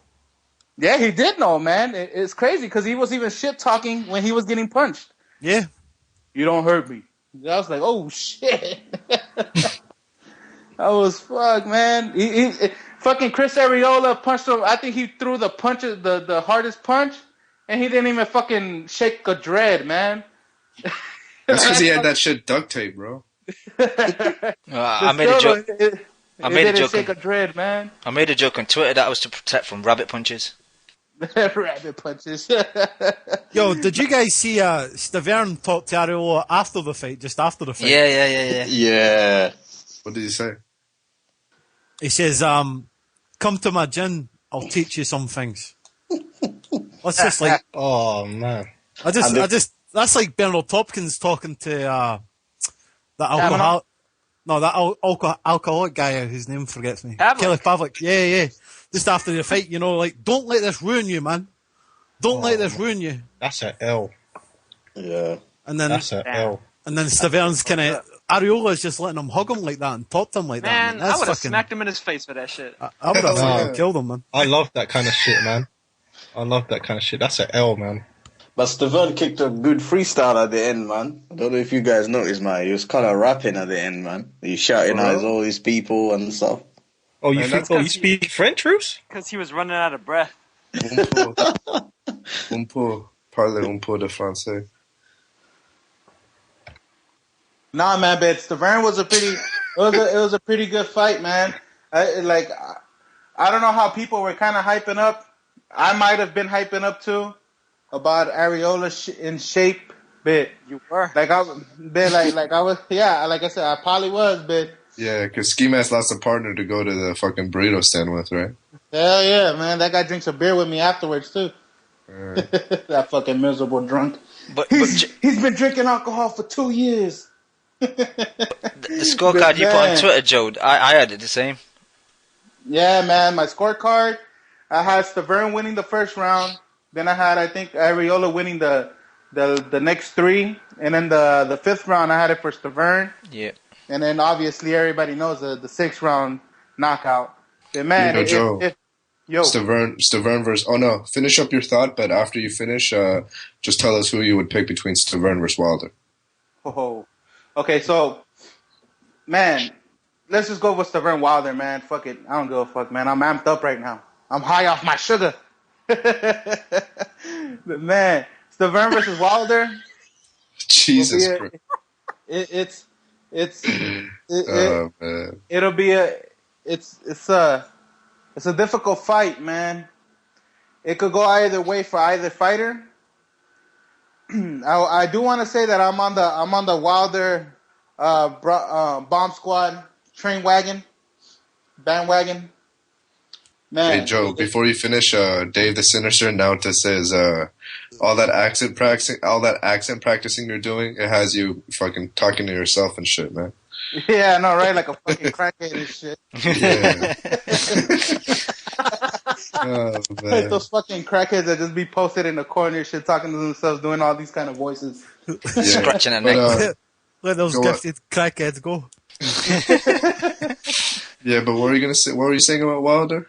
Man, if he fights Stiverne, the only way I don't think he'll knock him out with a headshot, because that dude has a fucking chin, man. Stiverne has a fucking chin. If he was in there in the pocket, kind of with this dude Arreola, and was hanging in there pretty tough, even though I think there was like one or two punches that landed kind of flush. I don't know if they got him kind of dazed or caught his attention, but I think that dude could probably take a fucking mean punch, dude. So I think the only way that Wilder would win would be if he goes for a body shot. Because I think Stiverne, a body shot. Why? That's why I think Wilder would win, man. With a fucking brutal body shot. I think Wilder hits hard enough to knock a fucking horse out. Yeah, I don't know, but that's why. Stiverne was knocked out in 4 rounds by a bum. Yo, Ski Mask, what the fuck is a train wagon, man? The train wagon, bandwagon, I don't know, man, but I'm on some kind of wagon. Little red wagon. Yeah, man, that's how I see the fight playing out, man. A fucking body shot. Stiverne's gonna go fucking down. Yo, but Ski Mask, I agree 100%, man. Because if that troll, that YouTube web guy that fought Wilder the other night, man, if he was able to get a body shot in, Stiverne could get those body shots in too, man. Yo, you guys come seen on, that video? no. Yo, Antonio, Charlie Z is 52-1, dog. Zonoff is a fucking all-time great, man. You can't compare Stiverne to Z. What was the title that he held before? The UBPBF GRZB belt? Yeah. No, but you guys see that video? Underground boxing, baby. You guys see how angry he was, man? I mean, he almost took that guy out with an uppercut, man. And I guess he missed, or I don't know what happened, man. But he wasn't even able to knock him out, man. What makes you think he's gonna knock out Stiverne? I think it was because Charlie Z was taking shots at his daughter and his rape, so... Yo, that's gonna look bad on him, man, for real, man. I mean, he's a professional boxer, man. I think later on it's gonna kill him, man, or hurt him. Yeah, Why? it does. It does kind of... It's free publicity, man. Yeah, it's free publicity. But in a way, it kind of puts us... Not us, because I'm not fucking fighting. But it kind of puts them in a negative view. I don't buy it. In a way. Tyson talked about fucking what Tyson said some of the craziest shit in interviews, man, and people loved him for it. So yeah. Fuck that. Speaking of which, white boy needs a fucking rematch. Those gloves Wilder had were loaded. I know. He gave him Grant gloves, right? Like Mayweather and shit. Yeah, if Charlie Z can wear those MXs, he'll fuck Wilder up. I know, dog. right? The Madonna padding. Those Madonna padding gloves and shit. Man, y'all gonna get that dude hyped up to get killed. Nah, but the thing is, Wilder, he wasn't gonna go in there and hit him really hard. He'll He'll hit No, him but to see, show, that's to show what I'm to show. saying. really hard. That's prove what a I'm point. saying. No, but that's what I'm saying though, is that Charlie's selling off his stock to Mayweather Sr., Wilder, Andrew Hartley, like a dozen guys. One of these days, he's gonna wind up against somebody that's just gonna kill his ass. Yo, let's be honest with you. Boxing attracts a lot of fucking weirdos. That's true. But you're gonna say that off of one person? No, what about the guy who fucking phoned Nez yesterday? Yeah, but come on, that's with anything, man. That's just the That was internet. just a prank call, man. Yeah. I'ma fucking kill you. I'ma fucking kill you. Yeah, man. Boxing does attract a lot of weirdos. Just like fucking the gym attracts Joe Habib to fucking look at these broads in the gym, right? Let's be honest with you. To be a boxer, to be a boxer, you need to be a bit fucking mental. Yeah, that's true. You need to be a bit fucking crazy. I mean, you I gotta know. think Marco Antonio Barrera could have been a lawyer, and then he decided to kick ass for a living instead. Yeah. Yeah, I mean, you could say that about fucking a bunch of guys. But anyway, Wait, back to Charlie Z. Did you guys see that Ellie You guys Seckbach gonna speak interview? about the important things coming up or what? Nah, we haven't got to that yet. Yeah. we will. But if you want to, go for it. No, I was want to talk about before we did. I was want to talk about the epilogue. The Oh, All Access. Yeah, that was good. yeah, shit, All man. Access, man. I fucking loved that. Yeah, That was the best one. Madonna's a fucking beast of a although man. I gotta say though that it was heavily biased towards Floyd with the glove thing, the way they showed it. I skipped all of his parts, so I don't even know. You know what? This epilogue shit, man. You know what? This just made you believe that there's gonna be a rematch or that the rematch should happen. Because I don't know if you guys noticed, they played it. They played the whole, like even the theme music for Madonna. They played it like all sad and dramatic and shit. That he got fucking ripped off, you know? Well, not just that, but they showed Floyd being kind of upset, and they showed like his daughter saying, "Mom, I don't like it." Like after the first round. No, that was the first round, though, man. She need to calm down, man. So they're selling this shit to the public to be like, okay, the rematch needs to happen. Madonna did get ripped off, shit like this, you know. So in a way, it's a good thing because I know they're trying to promote. Maybe this will be a fucking rematch. Who the fuck knows? Yeah, I honestly don't want. I don't want an Amir Khan fight. If they want to give him that pointless rematch, give him the pointless rematch, man. Floyd would win 10-2. How was it pointless? Madonna didn't win, man. He didn't win. He didn't. Yeah, but Ari, who else does he fight? Yeah, that's what I'm saying. There's no one else to fight, so give him the rematch. That's what I'm saying. Yeah, but it's not pointless. So, wait, what do you mean there's no one else to fight? Sean Porter. Yeah, but come on. Yeah, Porter's got Brooke right now, man. He's got Brooke, man. Oh, He He's Brooke not ain't gonna take fight that Sean fight. Porter, man. Well, I watched a Eddie Hearn video yesterday. Well, besides, he's even still if saying it. Porter theoretically could just drop that belt and go fight Floyd for Floyd's. Floyd has 2 belts. Porter has 1. He could just drop that one. I wouldn't fight Kell Brook's bum ass if they doubled my money. If Mayweather comes calling for you, regardless of who that you have in front of you, you go fight Floyd. You know what? It's like all the boxers kind of have to wait on Floyd to make the decision, and then all the chips fall, and everyone decides what they're gonna do. You know what though? Like what Nota said about he should drop the belt and fight Floyd would be good because then Khan and Brooke could fight for the vacant belt. Oh no, hell no! Now I don't want that to happen. I can. Yeah. Khan doesn't want that right hand. Ari. Oh my god, let's stop this Kell Brook shit, man. This is a shit fight. This is a shit fight. Dude. No, hold on. This is entertaining to me because I hate both of those fighters. Keith Thurman puts them both in a pine box in one night. I agree. I got the popcorn ready right now. I'm a Terminator, man. Yo, You're a Thurman what? Terminator. You're a Terminator. Yeah, I coined it. Nota's been away for like 3-4 weeks and he's come back mad as hell. Dude, I feel like this fucking Kell Brook shit. It's a troll that's going on all around the world, except that he doesn't know it. Like everybody's just trolling this guy. It's like a virus, right? Yeah, like everybody's like, yeah, fuck yeah, you know, and he's actually believing it. But fuck, man, oh come on, man, Kell Brook is fucking horrible, man.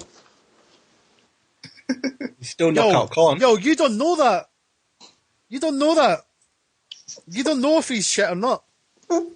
Yeah, guys I'm being showing him a bit serious. too much, to be honest. I'm not gonna lie. King J, I mean, I get your point. I think Porter would beat Kell Brook, but you don't know if Kell Brook's shit or not. You don't. The guy struggled against Carson Jones. That's all I need to know. And he's fucking never came over to America to fight real competition. I think that answers everything. He's coming over for the Porter fight. What did he need to come over? He has before to. that? How do you know that? Why did he need to come over before that? He was selling out an arena that Khan struggled. What did he need to come over for? Neither's Carl Frampton. It has nothing to do with coming over and not coming. It's about who he's fighting. He hasn't fought anybody. Well, he's going to fight Porter. But I'm not riding with him, though. I think Porter will beat him. But Yeah, because he has to. If he didn't have to fight Porter, he would not fucking fight him. He'd pick someone else. Man, I thought he looked terrible against that Alvaro Robles guy. Yeah, he did. Who? You know, someone who was substantially undersized. Exactly. Who? Who the fuck is Alvaro Robles? You know. So. Oh, that guy with the mean left hook, man. Yeah, But oh well. How the fuck Lopez beats up on during sparring or some shit? Yo, how the fuck did we get to Kell Brook from the Floyd epilogue, man?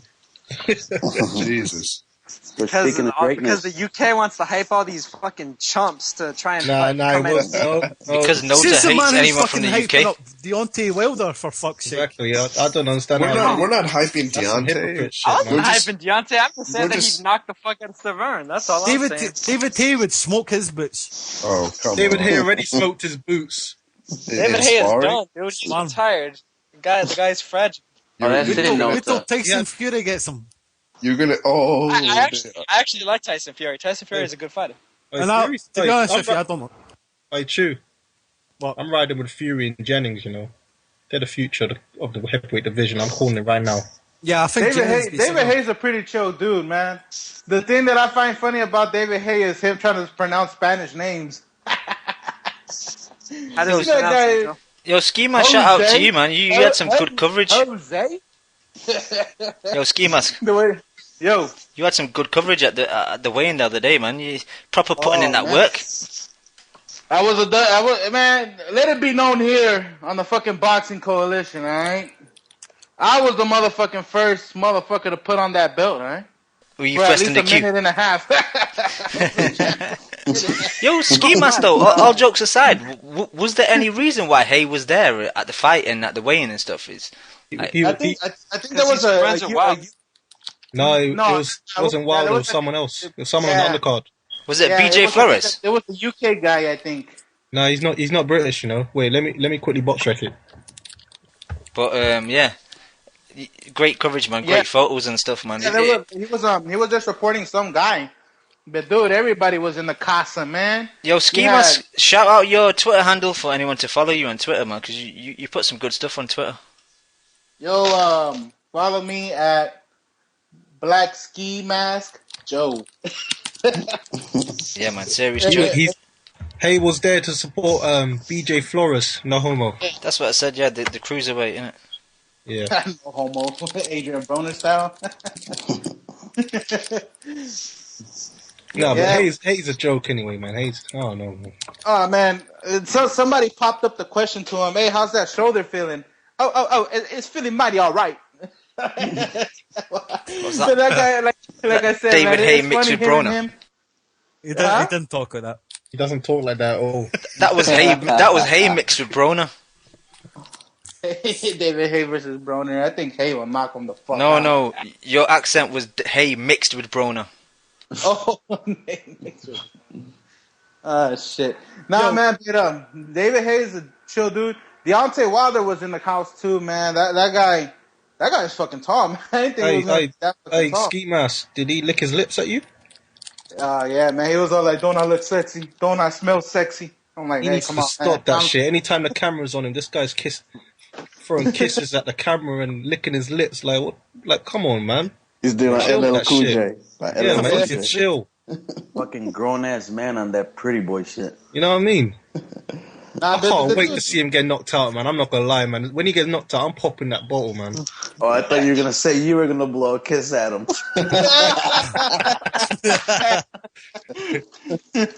Nah, but seriously, I do want to see that day too, man. Even though I like the Wilder, but I want him to see it get knocked the fuck out. So I want to see how strong is that chin for real.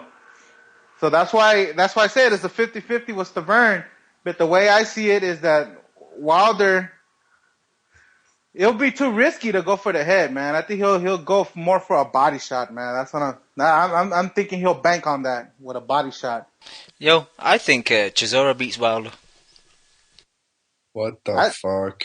Yeah. Get the fuck out of here. Are you serious? No, seriously. Yo, let me explain. Yo, chill. Chisora goes into convulsions. Yo, let me explain. Wow. Let me explain. Hey, yo, go guys, on. let me explain. Right, so Chisora was set to fight Wilder, and then Wilder did this thing where he beat his girlfriend or his ex or something, and then the police in the US took his passport away, yeah? And then suddenly, about 2 weeks later, he's over in the UK sparring with David Haye. David Haye, exactly. So he ducked Chisora. Okay, so what does that have to do with you thinking that Chisora would beat Wilder? Exactly, he ducked him because he was worried that he might beat him. Listen, Kama's prophesized this already, man. He's seen this, and this is gonna happen, man. You need to believe him, man. Exactly. That's speculation. That's speculation of circumstances, though. What does that have to do with the... Daniel Lim and Associates is speaking again. Like, make sure you take his phone number in case you're any trouble. Like, he's like the bail bondsman on Ness's show. I was gonna say, he sounds like a lawyer. Bail bonds. Fast break bail bonds. And then Cam also since the beginning, so make sure you give him a call. If you're caught up in a jam. Yo, Ness gets a discount now. I think Ness has used them before, man. Yeah. if you type Ness's name into Google Images, you get a picture of his mugshot. Nesta Gibbs. Serious? You do, you know, serious. DUI, right? DUI. No, I don't think it was DUI. I don't know what it was. Was he drunk in the... Oh my god, you're actually right. I just googled it. Was he drunk in the Camaro?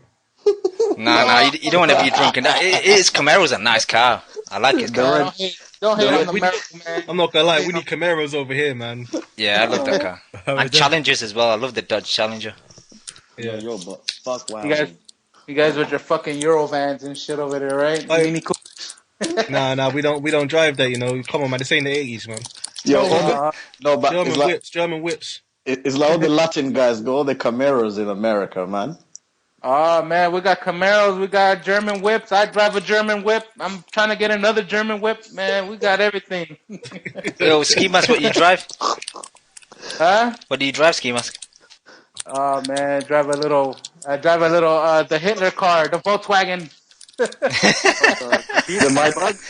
Maidana horse. He drives the Maidana horse. He drives the Volkswagen Beetle with a ski mask on, scaring people. Yeah. Fucking drive the Maidana horse, fucking pulling diesel up the fucking horse's ass. That's just his family, King J. Yeah.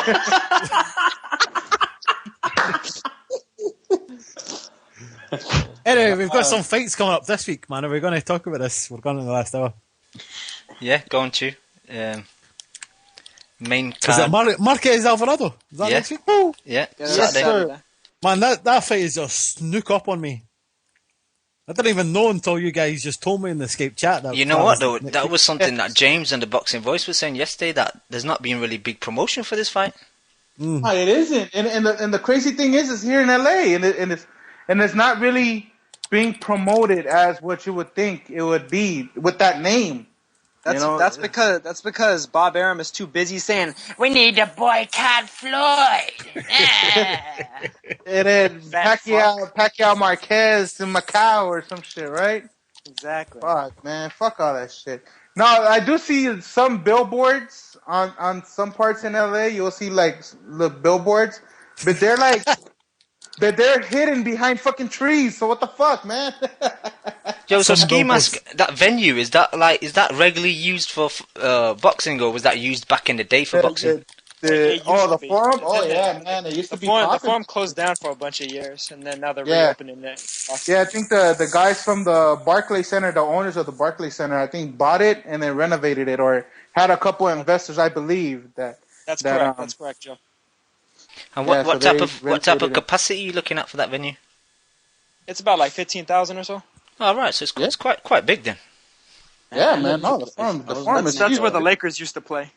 Okay. The fucking tickets are dirt cheap. They're like the cheapest one is like $20, and like front row is $400. Like it's fucking cheap as fuck. Yo, so Yeah. King J, how do you see that fight playing out, Alvarado and Marquez? Man, Marquez to be honest got with you, knocked I out. don't even fucking give a fuck about that bum ass fight. I think that's why nobody gives a fuck about it. Marcus shouldn't even be fighting Alvarado. This is fucking dumbass fight. Yeah, I think that's the whole fan perception. At least the hardcore fans, because I think Marquez should have took the Ruslan fight, no matter regardless if he already had the belt or not, just to say, hey, motherfucker, I got balls here, you know. Pacquiao, I'm coming after you one more time. Ruslan didn't want to move to 147, and Marquez didn't want to move to 140, so that's why that fight didn't happen. Oh man, and they're fucking bums then. Fuck Yeah, but those isn't guys. this fight a catchweight? Yeah, it's a catchweight. That's what I was about Yep. to ask. Ironically. So that's what I'm saying. See, like, a lot of people are giving, like, dude, I used to fucking like Marcus a lot before this bitch ass move. Like, they're giving him a lot of people are giving him the edge. Like, oh, but you gotta understand, he's kind of old now, you know? Like, well, what the fuck? Yeah, like, if he's old and they- he can't fight, then retire, motherfucker. I don't want these. No, well, I bitch mean, ass it's fights. it's not about giving him the edge. It's that people are looking at one side of it. Provodnikov did not want to fight Marquez at 147. He said that shit. But what I'm I'm not saying. But what I'm saying, trying then, to give up- then he they're should trying have to said, give- let's make a catchweight, you know?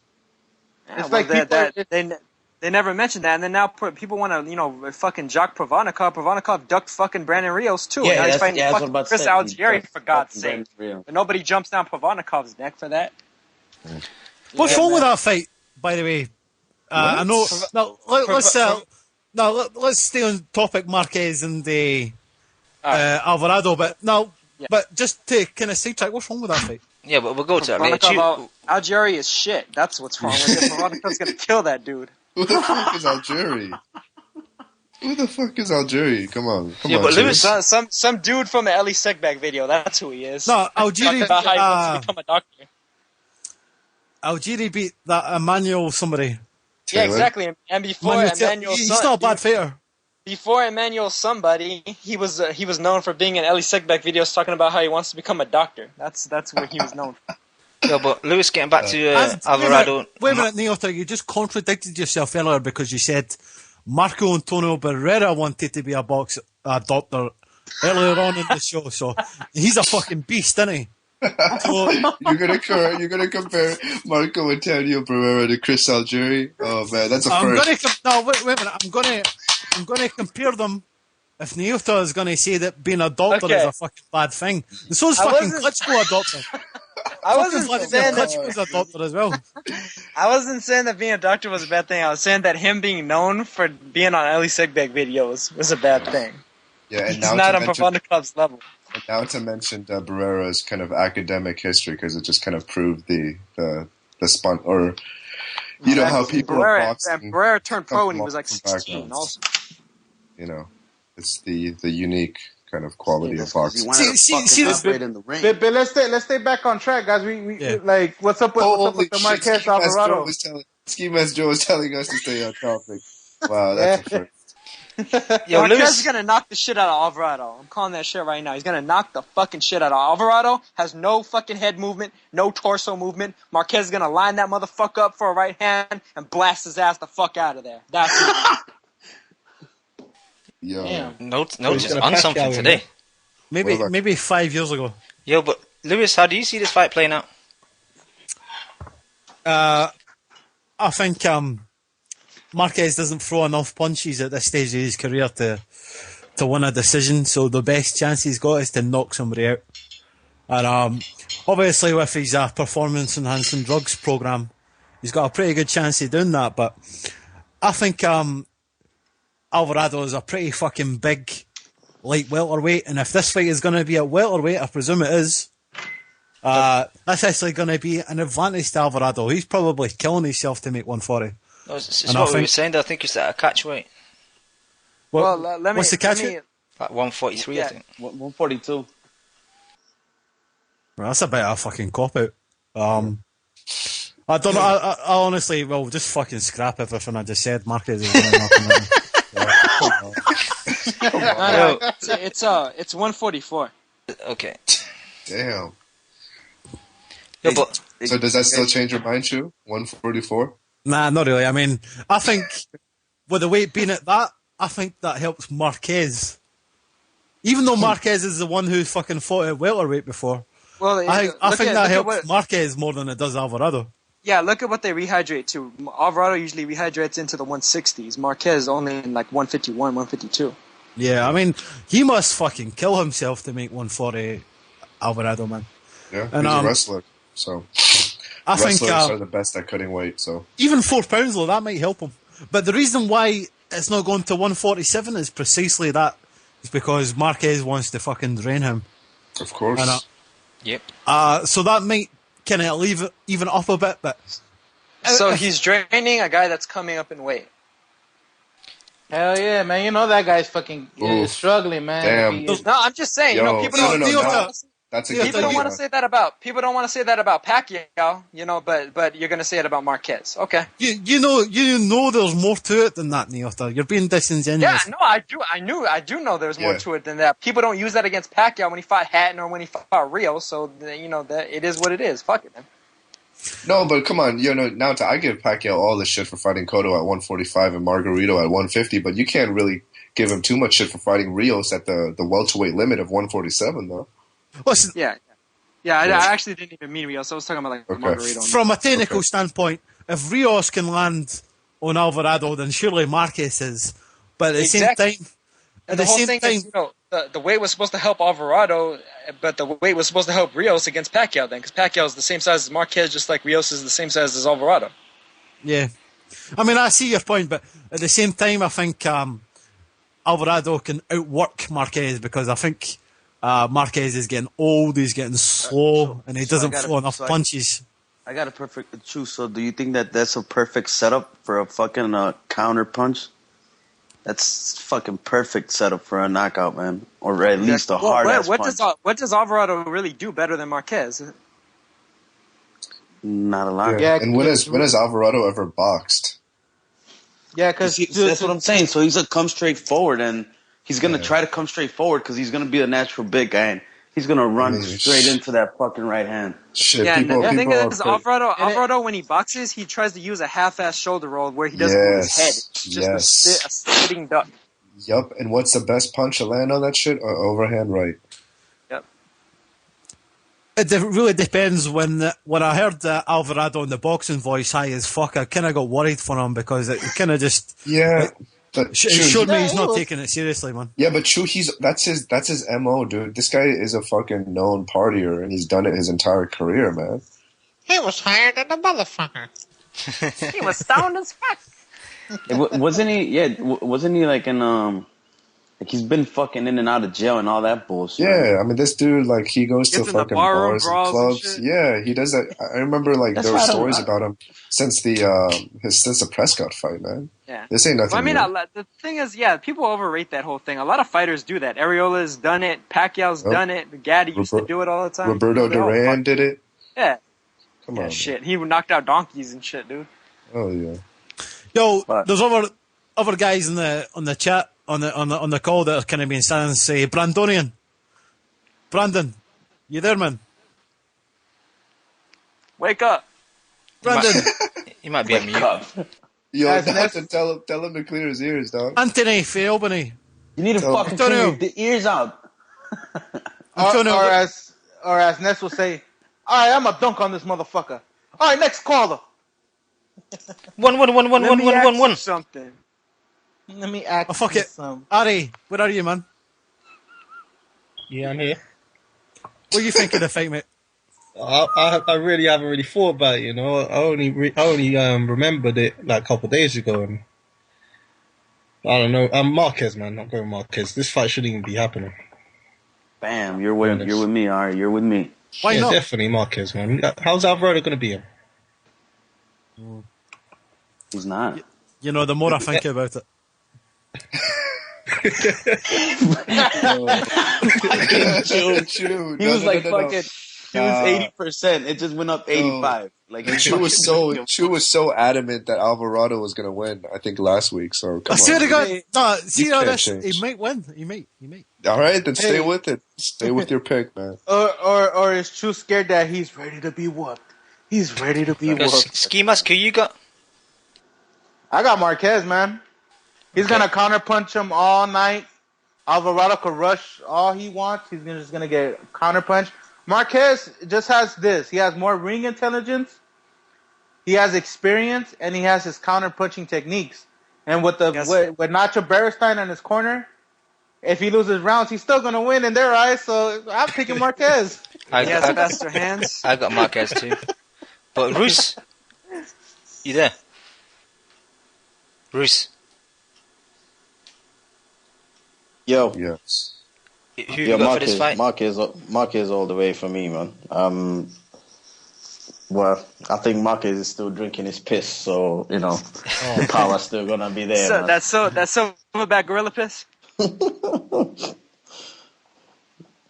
Yo, Beast Mode in the chat is saying we should keep a table of picks throughout the year. See if we did, I'd be winning this shit. I'm telling you that right now. I think I'd be winning, you know. The only fight I've got wrong recently is Khan. Yeah, that's because you've been on the show for like 3 weeks. It's higher, right? Your sample size is skewed as fuck, man. Yeah. But yo, guys, are there any? I mean, that's a good suggestion, Beast Mode. But honestly, like all this crow eating shit, I don't give a fuck about it. You know, Bruce is like. Aaron's got that Deontay Wilder resume. Like, who's in for? Bruce is like, Bruce is like the dude. Bruce is like the dude on eBay bidding at the last second and shit. Yo, but Dan, who have you got for Marquez Alvarado? I got Marquez easy. Yeah, I agree. But Who's on the undercard, man? Fuck. I was going to mention that, like, the undercard's pretty shit, isn't it? Yeah, Victor Postol versus Selchuk Aydin.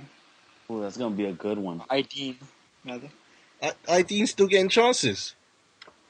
Yeah. Yeah, it's a junior welterweight eliminator for the WBC. Go for it. No, go on. I said, man, I'm just glad this shit ain't pay-per-view, man, because I will not be paying for this shit. Let me tell you. Yeah, no shit, man. Yeah, you know, as a matter of fact, did you guys hear what Aram said about the Pacquiao Bradley ratings? Yeah, they were below than expected, right? Yeah, no, but did you hear what he said about why? No, He what was did he saying say? that, like, they tried to promote it in the African American community, but there wasn't a Hispanic fighter that he was fighting against, and yet Pacquiao Bradley too did more numbers than Pacquiao Rios. Yeah, but that's because Pacquiao Rios was in Macau. No, I think that's a little overstated. No, well, and he was trying to say that, Pacquiao would do more numbers against different opponents and everything. People don't understand. The reason why Pacquiao is doing such low numbers now is because he got knocked the fuck out by Marquez. Marquez didn't just knock Pacquiao out, he knocked out his pay-per-view contention. Well, I swear it still made 800,000 pay-per-view buys, didn't it? Have there been any numbers? Yeah, exactly. What does that say about the fucking 400,000 that aren't buying these fights anymore? Casual fans that don't know shit about boxing. It shows that they were only in the Pacquiao sweepstakes because they hate Floyd and they wanted to see somebody beat him. And after Marquez knocked Pacquiao out, they said, "Well, fuck it, we're done." Dude, that's a stretch. That's I said, casual fans. That's true. No, I don't think casual fans. That's true. I don't think that's exactly true now, too. Yo, but I think it is kind of true in a way. But the whole thing is when somebody's sense of invincibility gets destroyed like that, that's what happens. When Mike Tyson got the fucking shit shattered out of him. I'll meet you halfway there now, too. But wasn't Manny generating large ass fucking pay-per-view numbers when Floyd was retired for like a year and a half? What does that have to do with anything? Because he was retired, and the casual fans obviously don't really follow boxing that seriously. So if Pacquiao was the only guy who's active at that time being, I mean, shouldn't his pay-per-views have declined dramatically? Yeah, he was fighting at that time. He was on the because he was on the rise. Pacquiao was on the rise at that time, so he was doing around 1 million buys, 1 million plus, all the way up until. But in a way, you could kind of say he was filling in Floyd's shoes for a time being. until he came back. Well, no, then he not even became the that. pay-per-view king. No, that's not even true though. Floyd and Pacquiao were both doing million-plus buys throughout this entire stretch of them being in their primes. Pacquiao's pay-per-view buys only dropped after Marquez dropped him.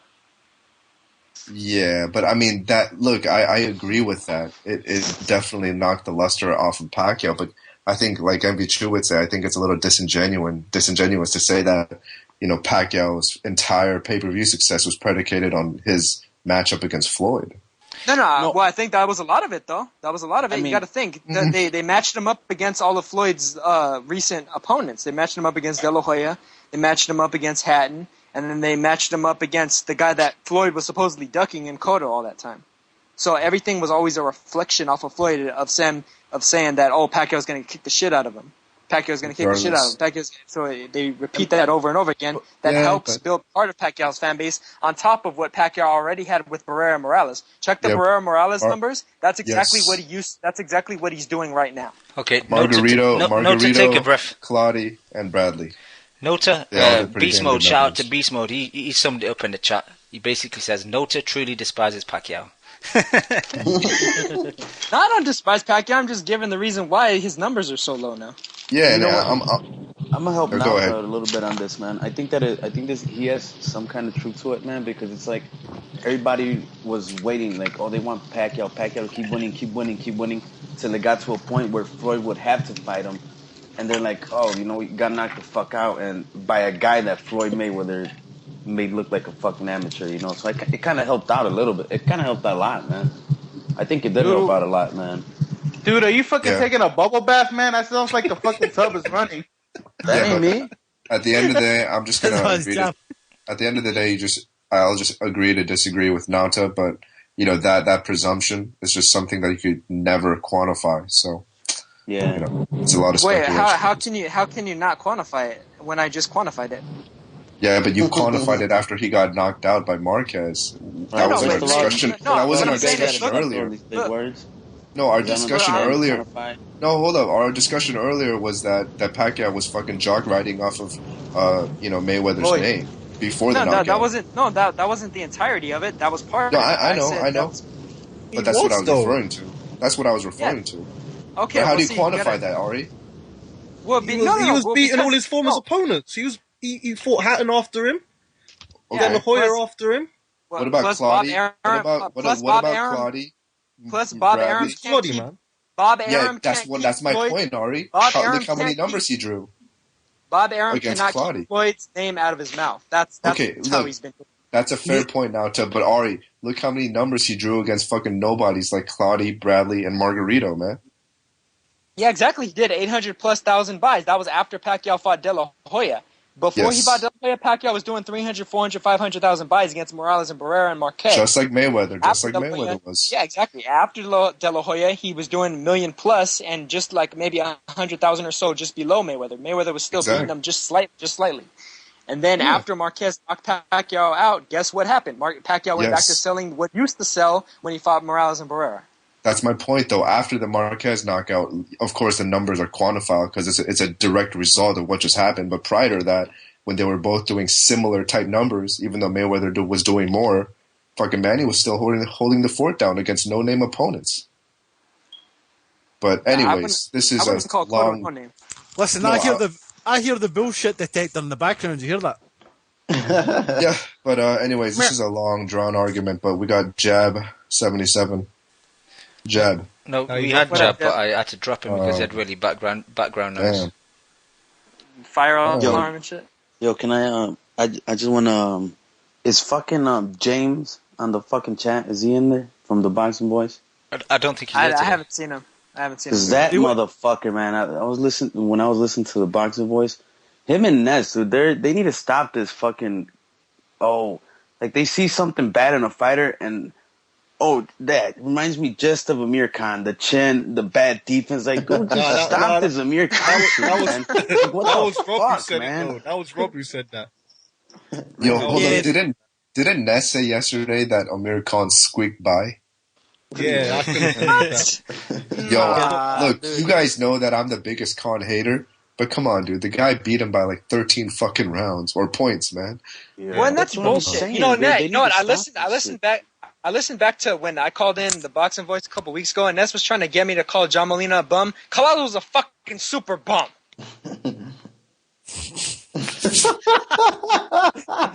Are you feeling okay, Neil? Fucking hell. That's what I'm saying, dude. And like fucking James tries to sugarcoat it, and and I'm just being honest because I picked Amir Khan the whole time, but Luis Collazo had a bad night, and this like shut the fuck up, dude. He dropped him 3 fucking times. If Danny Garcia would have dropped Collazo 3 times, there'd be fucking Ness would have his mouth dry from sucking cock right now. And the Boxing Coalition talks shit about us. About fucking Amir Khan. Shout out to the Boxing Coalition. But see, the thing is, like, in the aftermath of the Khan fight, Twitter was, like, making so many excuses for Collazo because so many so-called boxing experts picked Louis Collazo to fucking knock Amir Khan out. Who the fuck has Louis Collazo ever knocked out? No one. Yeah, freaking Everyone was high off the Josecito Lopez's leftovers. That's who. The fucking ghost of Victor Ortiz. Yo, guys, James wants to respond. And the Boxing Coalition talks shit about us. About fucking Amir Khan. Shout out to the Boxing Coalition. When was this? That was yesterday. That was yesterday. He was calling us out a bit, like. Why? What was he referring to? Someone called up saying a similar thing to what King Jay was saying about like them. Oh, hey, James is in the James is in the chat now. Oh shit! James is lolling in the chat. Yo, James is gonna call in and fucking. He's gonna threaten to kill all of us, man. James can't call up, I think, because I think he listens at work. Yeah, I like James. That's why Ringside Robbie was coming at you, man. Yeah, I like. You know what? Ringside Robbie was trying to ride finesse, man. He needs to stop with that shit, man. Yeah, that's my problem with Robbie. You know, I've realized it. Yeah, he's a brown noser. He's another one. He was sucking this cock like a motherfucker. Hold on, ski mask. You can't impersonate my voice. But you know what, guys? Ringside Robbie loves boxing, and anybody who loves boxing gets my respect. And I mean that. Don't be scared now, too. Don't be scared now. I mean, at first he used to make fun of him, but I No. That was the olive branch. No, You're serious? You're serious?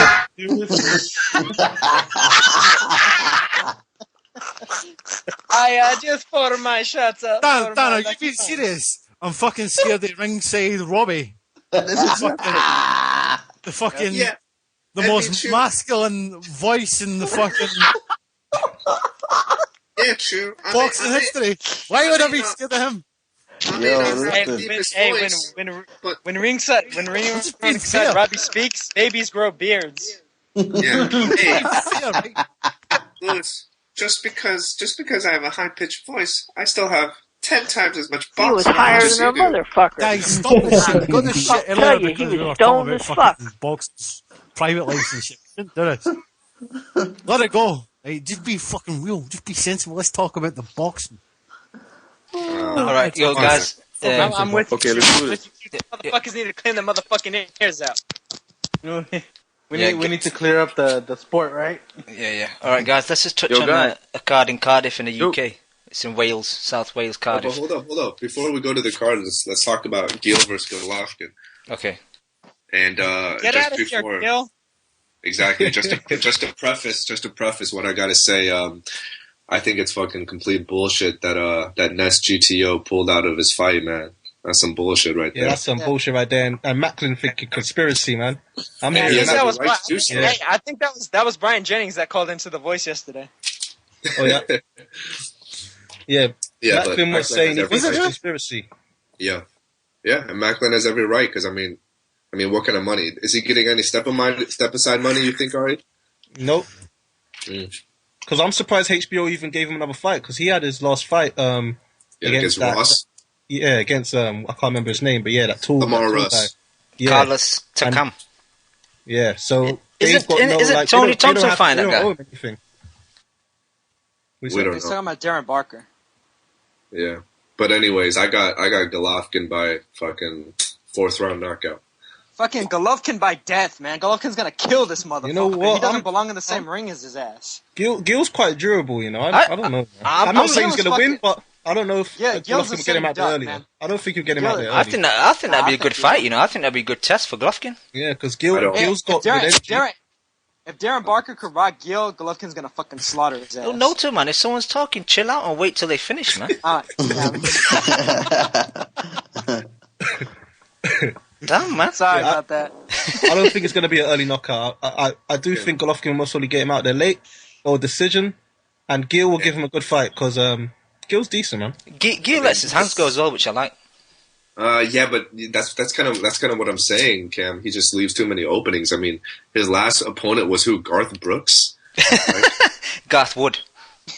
Okay. Garth Brooks is like a fucking country singer or something, right? Fucking hell. Anyone else want to touch on Gil Golovkin? It's such a drop off from fucking Chavez Jr. to Daniel Gil. Like, that's depressing. Man. But then that's Chavez's fault for bottling it. He didn't want any of Golovkin, and to be honest with you, seven million not enough. No. No, that's Bob Arum's fault. I think it's Bob Arum. I don't like that. I don't like that. Take this fight, sign extension shit, man. I don't like that shit. Exactly. Why not? Why wouldn't you do that? He's fucking built him into a star. Bob Arum hasn't built him into shit. But dude. he's already. Chavez Jr. was a star from the day he was born. Exactly. And Bob Arum's already got him till 2015 anyway.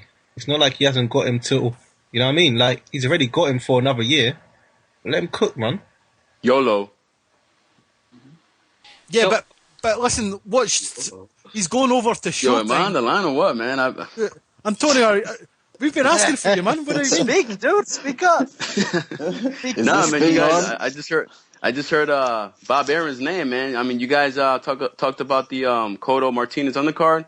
That's actually worth $100. You guys hear about it? That $100, that much? Speak on it. Well, they got 3 cards. They got 3 fights before the main event. I guess they have Marvin Sonora or whatever his name is. Sonsona. Filipino. Sonsona, yeah, against Wilfredo Tevasquez Jr. Yeah, rematch of the. Yeah, and I guess he's being trained now by Nacho Beristain. Who? Vasquez? Vasquez, yeah. Well, that's gonna be a good ass fight then, man. Because Vasquez won the first one, and Sonsona's been coming on. Bullshit. Years later, they're gonna rematch, and then they got fucking Yuri Foreman against Jorge Melendez, and I guess they got Andali against some bum named Julian Jackson. No, but hold up, bro. You can't shit on the Vasquez Sonsona fight. The first fight was a banger, man. That was a good ass fight, and Sonsona's been doing better since then, and Vasquez hasn't. But talking about the undercard overall, man, I mean, this is gonna be the fucking biggest fight of the year, and they're gonna throw an undercard like this at us, man. Come on, I mean, I wish money. They're spending too much money on Cotto, isn't it? But in defence, Antonio, in defence, that's Miguel Cotto's fault because he's picking all of his fighters on the undercard from his promotion. I don't think it's really Bob Arum's fault, to be honest. You're right. But when you think about it, go ahead, Antonio. When you think about it, it is going to be worth it. You know, Cotto's going to be the first one. He's going to actually win and be a 4-time division champion. You know, so it's going to be worth $100. So what's he going to win? I can't wait for that. He's going to win a trip to the ICU, homeboy. He's going to win what? He's going to win a big purse. That's what he's going to win. Cotto's going to also another title. Cotto's going to win a free trip to the ICU, homeboy. No. But yeah, I just want to talk about the undercard just to see if you guys talked about it. You know, it was. I guess it was announced today, so you know. Yeah, I like that. I like that Sonsona Vasquez though. That might actually steal the show, to be honest with you. Yo, Luis, that's a good point about the undercard being shit. But I mean, I think it's Arum's fault because he has a fucking history, and he even commented himself that he says undercards don't mean shit. Yep. Yeah, but his hands are tied. You know, if yeah, but come on, man. I don't think that's not the underlying reason. Wait, hold on a second. His hands are tied. How many stars does Aaron have on his roster that he could just put in there if he wanted to? No, but if Miguel Cotto is insisting that my fighter should be on my undercard, then Bob Arum has got no choice but to say, "Listen, okay, no choice." You think Arum has no choice? Wait a minute, this is a fight between Miguel Cotto and... Yeah, and he's promoting it. Yeah, listen, But you know as well as I do that Bob Arum doesn't have the same control over Miguel Cotto that he used to have. Miguel Cotto can just fuck off to Showtime. Miguel Cotto is effectively a free agent, really. Yeah, but who's the one fighter that can only provide him the fucking history that he wants? It's Sergio Martinez, and Sergio Martinez is tied down to HBO. And Bob Arum has got nothing to do with Sergio Martinez. Yeah, but by virtue, I mean, he's an HBO fighter, right? So doesn't that put leverage in his hands?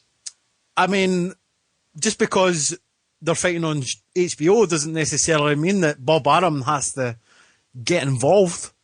Look, all I'm saying is you make a good point about, Cotto obviously wanting to feed his stable, into that undercard, but all I'm saying is fucking, Bob Arum. Anytime Bob Arum is in the equation, he has the most power, in my opinion. Regardless. I really don't understand why Bob Arum's part of this fight, though. He's very, very loosely part of this. Because Cotto is using him as like it's like a one-off deal. Right.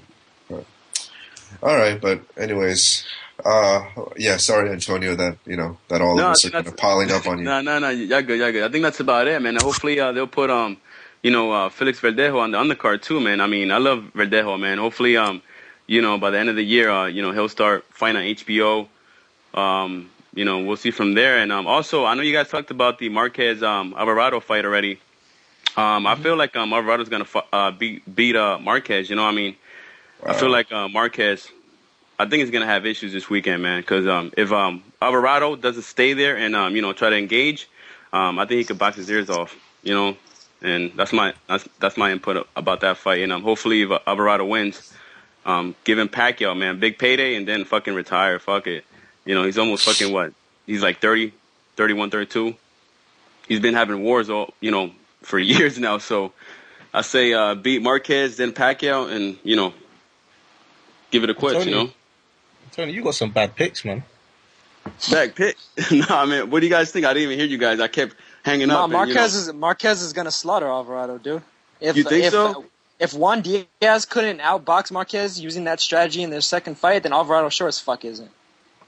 Nah, I just feel like Alvarado's gonna be so much stronger, man. I mean, I know it's gonna be at a catchweight 144, but like I said, if he stays out, on the outside, man, and just box, I think he could beat Marquez, man. I mean, hopefully it'll be a good fight, Bradley stayed on the outside and just boxed, and he beat Marquez, what, about 8-4? Yeah, so just like that. You think Alvarado's really on that level? You think Alvarado is as good as Bradley? I think Alvarado could box, man. Just sometimes when he gets into fucking fights, he just doesn't give a fuck, man. Like in the Rios fight, I just feel like Marquez is not gonna do that. He's not gonna, bring the fight to Alvarado, You don't think Marquez can counterpunch everything that Alvarado throws at him? But Alvarado's the same exact thing too. So I mean, we'll see. Do the same exact thing. He could counterpunch him too. I mean, he's a good counterpuncher and a boxer. He doesn't have to always have to brawl. So that's the point I was making, Antonio. Thank you for fucking. How was he a good boxer? Alvarado's a terrible counterpuncher, and he has no defense. He does a shoulder roll without doing the roll. You couldn't tell in his last few fights, man, because the guys brought the fight to him. I believe Marquez is not going to do that. Marquez is going to stay in the outside trying to counter him all night. What are you talking about? Marquez brought the fight to Bradley. Bradley was the one that was doing the countering in that fight. And that's what I'm saying. If Alvarado could do the same exact thing as Bradley, which is stay on the outside and just box. So you're saying that Alvarado's as good as Bradley? He's not. But if he could do the same exact game plan, he's not saying that, Niota. Yeah, he isn't, Nacho. But when has Alvarado ever sustained a boxing game plan for 12 rounds in a fight? That's what I'm saying. I just feel like Marquez is not going to bring the fight to Alvarado. But we'll see. I mean... And this just frustrates the hell out of me. People think that Marquez can just be easily outboxed by any fucking body. Juan Diaz tried that exact same shit in the second fight, and Marquez just smacked him around the fucking ring like listen, he was you're not getting the point that Antonio is trying to make. Who beat what stylers beat Alvarado in the past? Rios and Provodnikov. What are they? Pressure fighters. Is Marquez a pressure fighter? Is he? Never saw what? Marquez can counter everything that fucking Alvarado throws at him. It's not a case of countering. Provodnikov didn't fucking counter Alvarado. I can turn that argument the same way. When has Alvarado ever faced a counterpuncher? Exactly. Yeah. Or Marquez When has you a fight skill set. anybody as good as Marquez, you Exactly, never fight yep. a scientific boxer on Marquez's level at all. Right, exactly. At some point, this shit doesn't even matter about styles. I mean, Marquez is just a better fighter, technically, than Alvarado is. Wait, Chu, are you switching guys again? Like always. And also, Yeah, man, I just seriously, feel like Chu, who are you Marquez. picking, man? Chu. Lewis. All right, play the soundbite, the UFO. All right, whatever, man. What are you going to say, Antonio? No, I was gonna say, I just believe also another thing I want to put out there that is Marquez. I don't think he's taking this fight seriously, man. You know, but we'll see come Saturday. We only got a few days left, and like I said, hopefully Alvarado wins, and fuck it, give him Pacquiao next. You know, and you know, call it quits. You know. Yeah, he's not taking this fight serious. You're right, because he's gonna end this shit in 5 rounds. Okay. Now, you know who's not taking this fight serious? The guy that's stoned as fuck, as ringside says. Yeah. Yeah, Mike, high as fuck Alvarado. Yeah, you're right. But we'll see. I mean, He was higher than a we'll see what motherfucker. I'll tell you, he was stoned as fuck.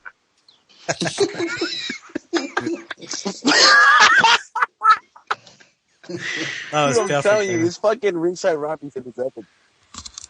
Yo, but I'm not gonna lie, Ringside Rob, Hey, man, Chu, he has so a mind. He has a mind, man. He has some great knowledge when it comes to boxing, man. The funny thing is, man, every time he fucking calls the boxing voice, man, I just get my ears on the phone real quick, man, and just fucking laugh my ass off, man. This dude is funny as hell when he comes on the line.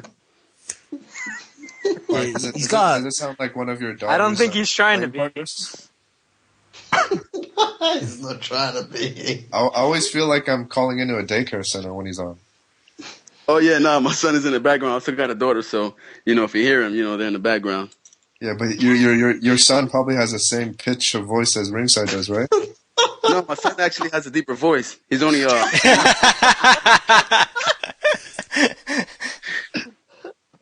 shit.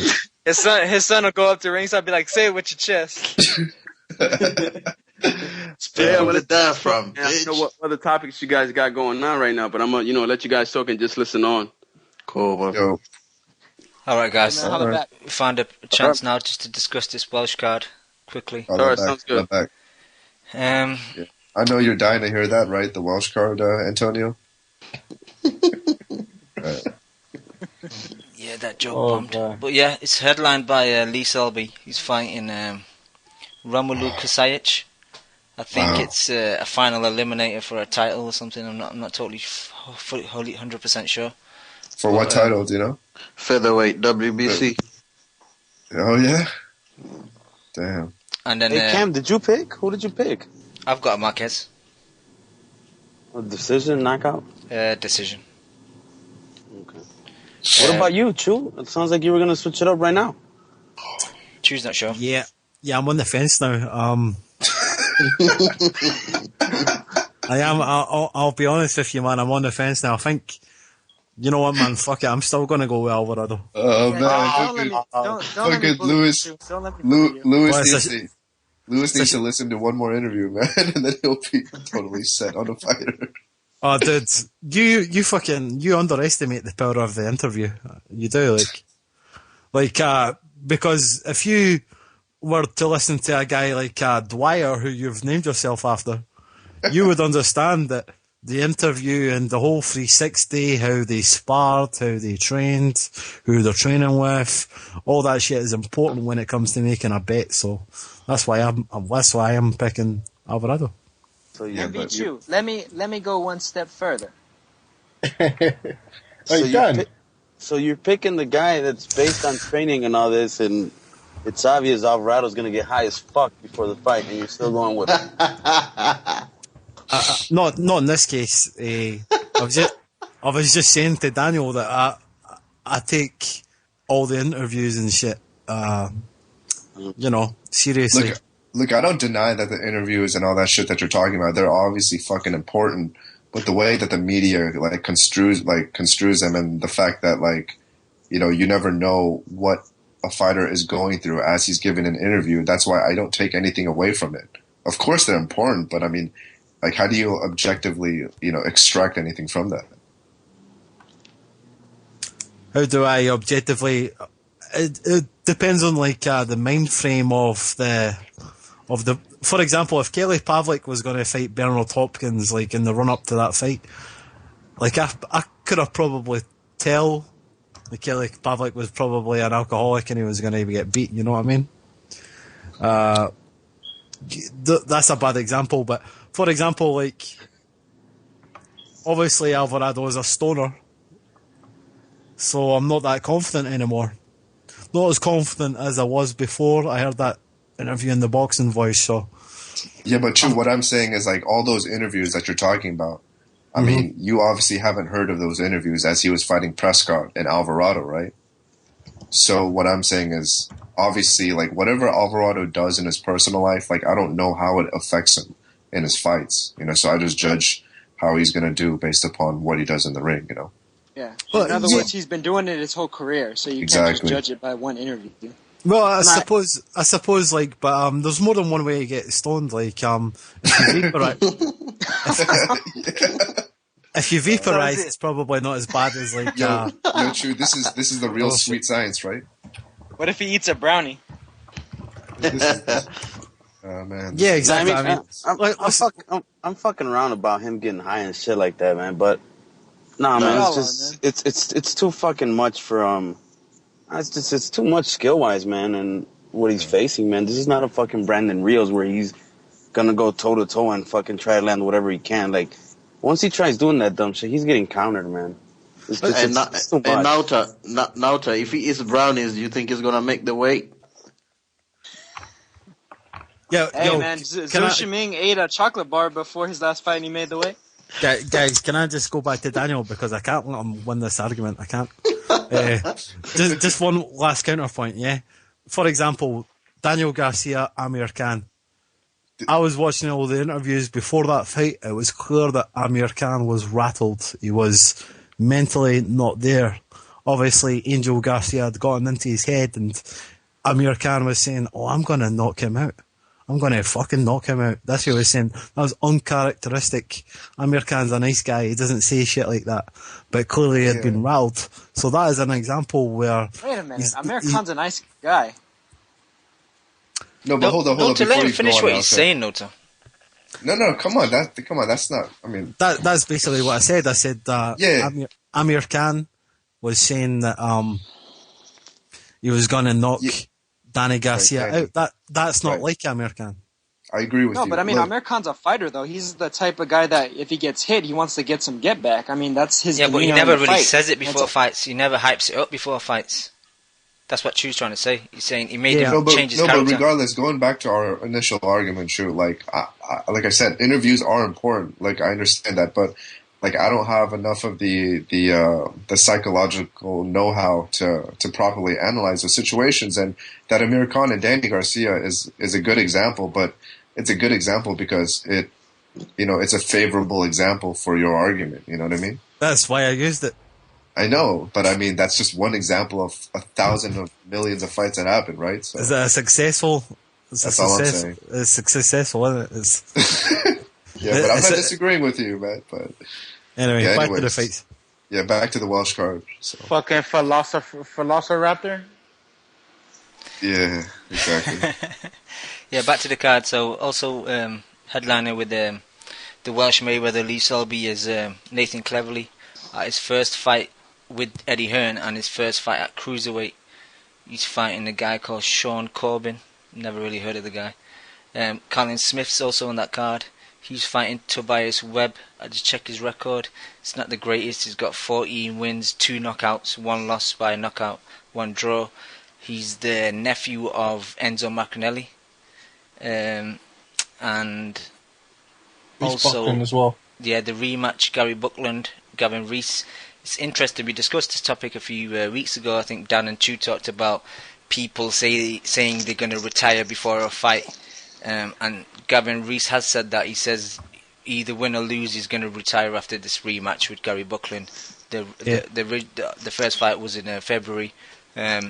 Buckland got the win, but in a lot of people's eyes, Buckland didn't win that fight. It was very close. It could have went either way, like it could have been a I draw. don't even think it was close, man. I thought it was close because Buckland was slapping like a little girl. But his work rate was high though, so it's like I'm not scoring that shit. You know, I'm not gonna lie. fair enough. He's But slapping, man. yo, Roos, you couldn't go to this card if you wanted to, could you, Roos? Because you still owe those Welsh guys money, so you might bump into him. Yo, Roos, did you go there? No, I was there. I think it was in March, February. Yeah, I know when you were there. I'm saying, you went? Yeah, all right. Yeah. I actually want to speak to you about your cousin, you know, but let's get the Welsh card out of the way, innit? Okay, cool. Basically, that's it, man. Like, to be honest, it's a bit of a deflated card. There's not much to talk about. I don't know if you guys want to touch on it, really. Yeah, I'm surprisingly, I'm not really pumped, you know, and I like Selby, but I don't know, man. Same I'm here. not really pumped about it. The card is just it's the Eddie Hearn kind of cards I hate, where it's just full of showcase, full of guaranteed wins, other than the Reece Buckland fight. To be honest, you know what I mean? I agree. Like, Eddie Hearn's cards are pretty poor, man. Like, they're all because he's gained such a big stable of boxes now. They're all just showcase fights for his boxes, and until we can cash them out for that world title, innit? Exactly. I think Lee Selby is a bum. Oh my, nah, I'm not gonna allow that. How many times have you seen him fight, Same Dan? here. How many times have you seen him fight, Nota? How many times have you seen him fight, Dan? Yo, we watched the fight together, Cam. Does memory serve you incorrectly? Yeah, but you know when you're talking on Skype and all that, it's not the same. You have to watch it, like, concentrate, because I went back and watched it again. All right. I'll watch a come couple on. YouTube videos Yo, hold of on, them come even after on, this dude. weekend, and then I'll come at you next week with what I think Yeah, of Lee Selby. exactly. Fair enough? Yeah, I'll watch the fight in the fucking dark with the fucking mask over my face, and then I'll give you analysis. No, ski mask can only do that. Dan, you can't do that anyway. Yeah, that's why my name is Black Ski Mask Dan, right? But anyways, why would I have to rewatch a fight? Come on, Cam.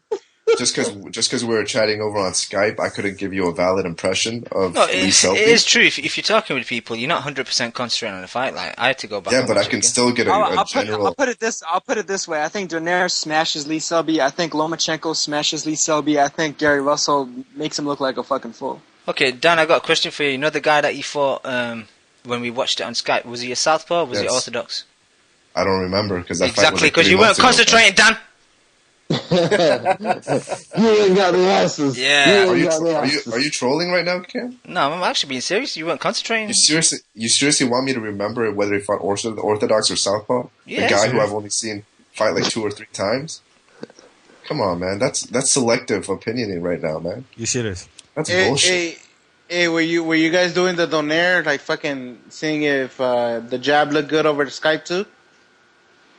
No, but regardless, if I watch a fucking fight for even 2 minutes, I can get a general impression of what kind of level the fighter is. You know what I mean? What fight was it you watched? What fight was that, Cam? They're talking about Lee Selby versus Rendell, his last fight in February. Yeah, he looked like a fucking amateur, man. He has absolutely no power. He just throws punches. He throws punches and bunches, which is fine until you fight a rugged guy who has power. He's gonna get fucking stopped. Are you going by the last flurry then? Because he actually did good before that round. I don't know what you're talking about, to be honest. Yeah, he dominated the fight, Ari. I'll give you that, but he has no power. Yeah, but Dan, like, He loads has of boxers some have no power, but they still go on to have a good career, you know? Like, it's not all about power. Okay, then name me one who has no fucking power. Paulie. Oh, you're gonna use Paulie as a barometer right now? I'm just saying, he's had a good career, you know what I mean? He's got a good resume. Fair enough, he lost a lot of the bigger fights he lost, but when he looks back at his career, he's going to think I had a good career. Okay, I mean, if you're shooting for Paulie, then all right. Then if you want to shoot for mediocrity, then hey, that's fair game to you, man. Okay. Anyone else want to touch on that, or should we just let me finish going on with the rest? In Argentina, Mau's home country. Shout out to Mau. He couldn't make it today, but No, wait, Cam, wait. Okay. Come on, man. We haven't even touched on Cleverly, man. What do you want to say about Cleverly though? Like, it's just going to be. He's looking like his soul's been taken, and he's trying to get it back, and that soul's gone, man. Did you see his new interview? No, I've not seen anything from him for a while. Like, what was he the saying? guy's chilling in an interview in his fucking dressing gown, man. What the fuck, man? This guy's lost, man. Might have been at his house, innit? He might have just woke up and shit. Yeah, It might have been wasn't like his Dan house. before. I don't want to see that shit, man. But yo, Ari, do you see a future for him at cruiserweight? No, I don't, because he's too small for the weight, and he's only going up because He's trying to. That's what I'm saying. Mentally, he's broken. He's only going up because mentally he wants to. He's trying to convince himself that he's too small. He's too big for light heavyweight, and he has to go up. What did you think? What did you think about all those cancellations on Shit, man. I walk around the house naked, dude. What the fuck? Yo, yeah, but not when you're getting interviews. Yo, Ski Mask, we don't want to picture that shit, man. Don't mention that again. Got some bad mental image now. With the mask on. With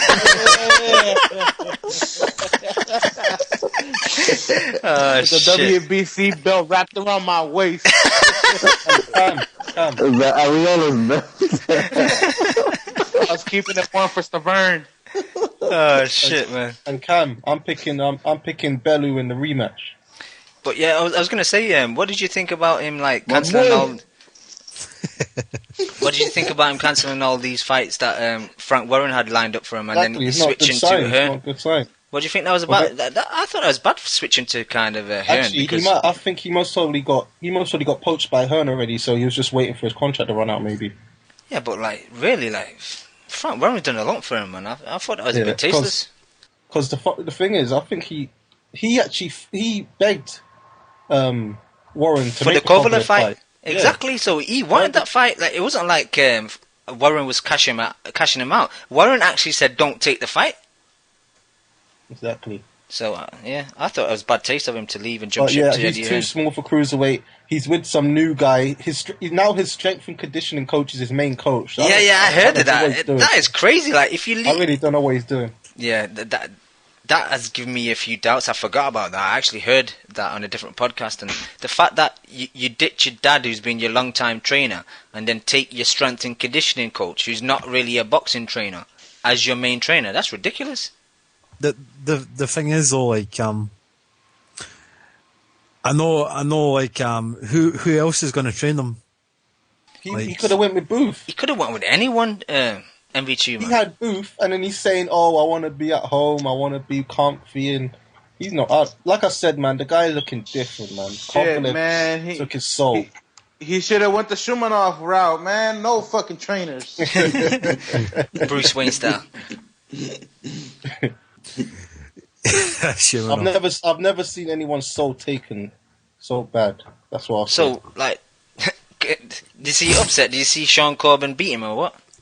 No. I think actually I don't know the guy, but Kevin should have enough. I don't know the guy. I think the guy he's fighting is actually a light heavyweight himself. He's a blown up. He's a small cruiserweight as well.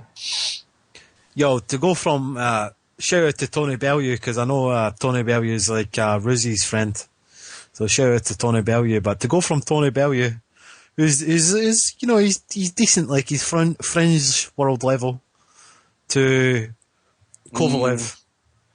That's a big step up, man. Whoever was advising him, whoever was in his ear, if anyone was in his ear, made a big mistake. And that's what we were his saying. career over. That was him. He wanted the Kovalev fight himself. I think he was getting a lot of stick for having easy fights, and he wanted to kind of prove himself a bit. That to me just shows his kind of soft mentality that like what people say on fucking internet and shit is I think he started believing his hype after Warren had matched him up so easy. Well, you know, when people talk in the third person, and I think he's, like, I'm being serious, like, when people start talking in the third person, like, Nathan Cleverly needs to do this and Nathan Cleverly needs to do that. I hate that shit. And Miguel Cotto, right? No, you know who's the worst one with it? And he's Ricky Hatton. No, I think Khan's the worst, but I don't want to get on to Khan, innit? Yeah, because you get dropped on. Well, I mean, Miguel to be fair, Cotto, bro. To be fair to Cleverly, I mean, he was the champion. He was just giving Kovalev his shot.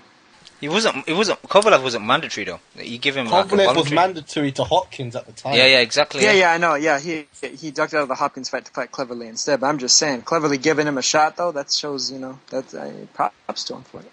Yeah, props to him, but he's broken. Yeah, and I was saying that's what happens when you fight Kovalev. Yo, you like the small dudes, Noto? Omar Narvaez. Yes. Argentina. Pause. And Naruto said yes.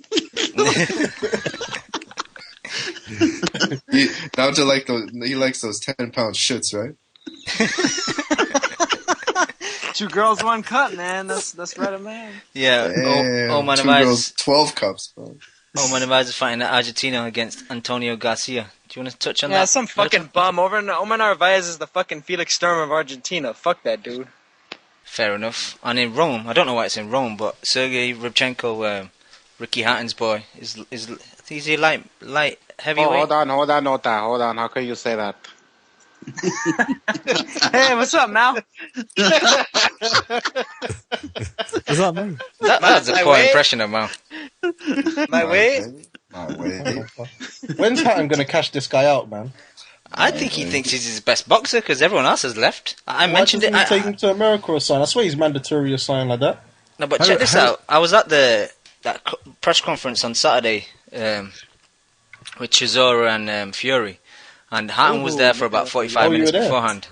And they had like a question and answer session where you could like grab the mic and ask a question. So I asked him. I said, like, are you concerned that like Quigg left and more recently that good question. I think he's left. What's his name? Martin. Hola. No, Murray. Martin Murray. That's it. He was like, I'm not really concerned because I'm just going to keep the promotion side small and I'm going to concentrate more on the training fighters and stuff.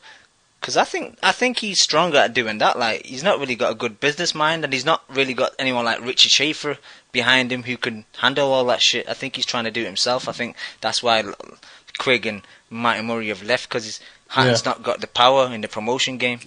Am I wrong, or didn't Hatton once run the UK side of Golden Boy? I'm sure. I think he was involved, but I think it was more the name recognition. I don't think he actually did any of the stuff.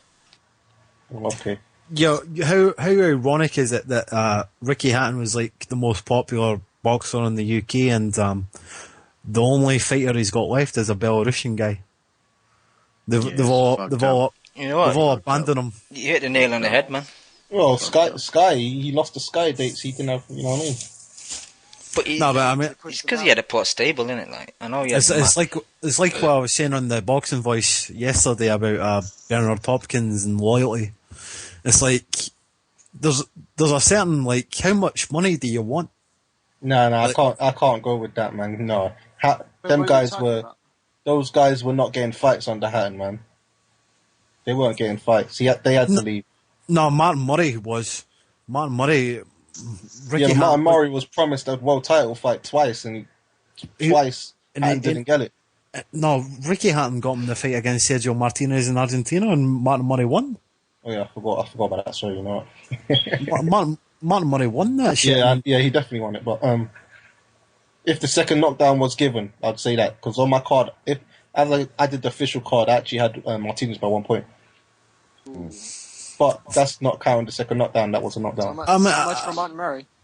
I mean, the point remains, like, if you want to get a deal, if you're a team, if you want to train with the guy, he's invested in you, he's gave you upfront money to look after your family, and you don't want to stick with him through the bad times, and he's stuck by you through the bad times when you're developing as a fighter, when you're a bingo card fighter, when you're fucking fighting in bingo halls. He's invested all that money in you, and you don't want to stick with him. Beast Mode made a good point, though, in the chat. What's he saying? Why did Hatton turn down that Quillen fight? That's what I want to know, because I've never understood why he turned that down, because Quillen was there for the taking. Quillen is a fucking beast. Quillen ain't no beast, man. And I know you're trolling. Because he's a dumbass. Because I heard it was quite good money as well, but Hatton's saying it wasn't good money. I think it was because they wanted options and Hatton didn't want to give it. Yeah, I think you're right. That's probably why. Yeah. But that just shows you that Hatton's actually a good promoter, because he's not going to fucking sell out his fighters to... Yeah, but them options he's fighting on Showtime, that's good exposure. Yeah, well then what's the alternative, Joe? Exactly. What's the alternative? Have you kind of bench?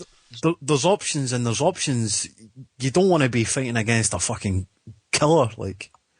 You know what I mean? You want to be in control of your fighter's destiny. No killers but who's a killer? Right now? Who's a killer at Showtime or Golden Boy at 160? For example, like, hypothetically, if Martin Murray signed options with Golden Boy or whatnot, or fucking HBO or whoever it was, imagine if Martin Murray was fed against fucking Golovkin.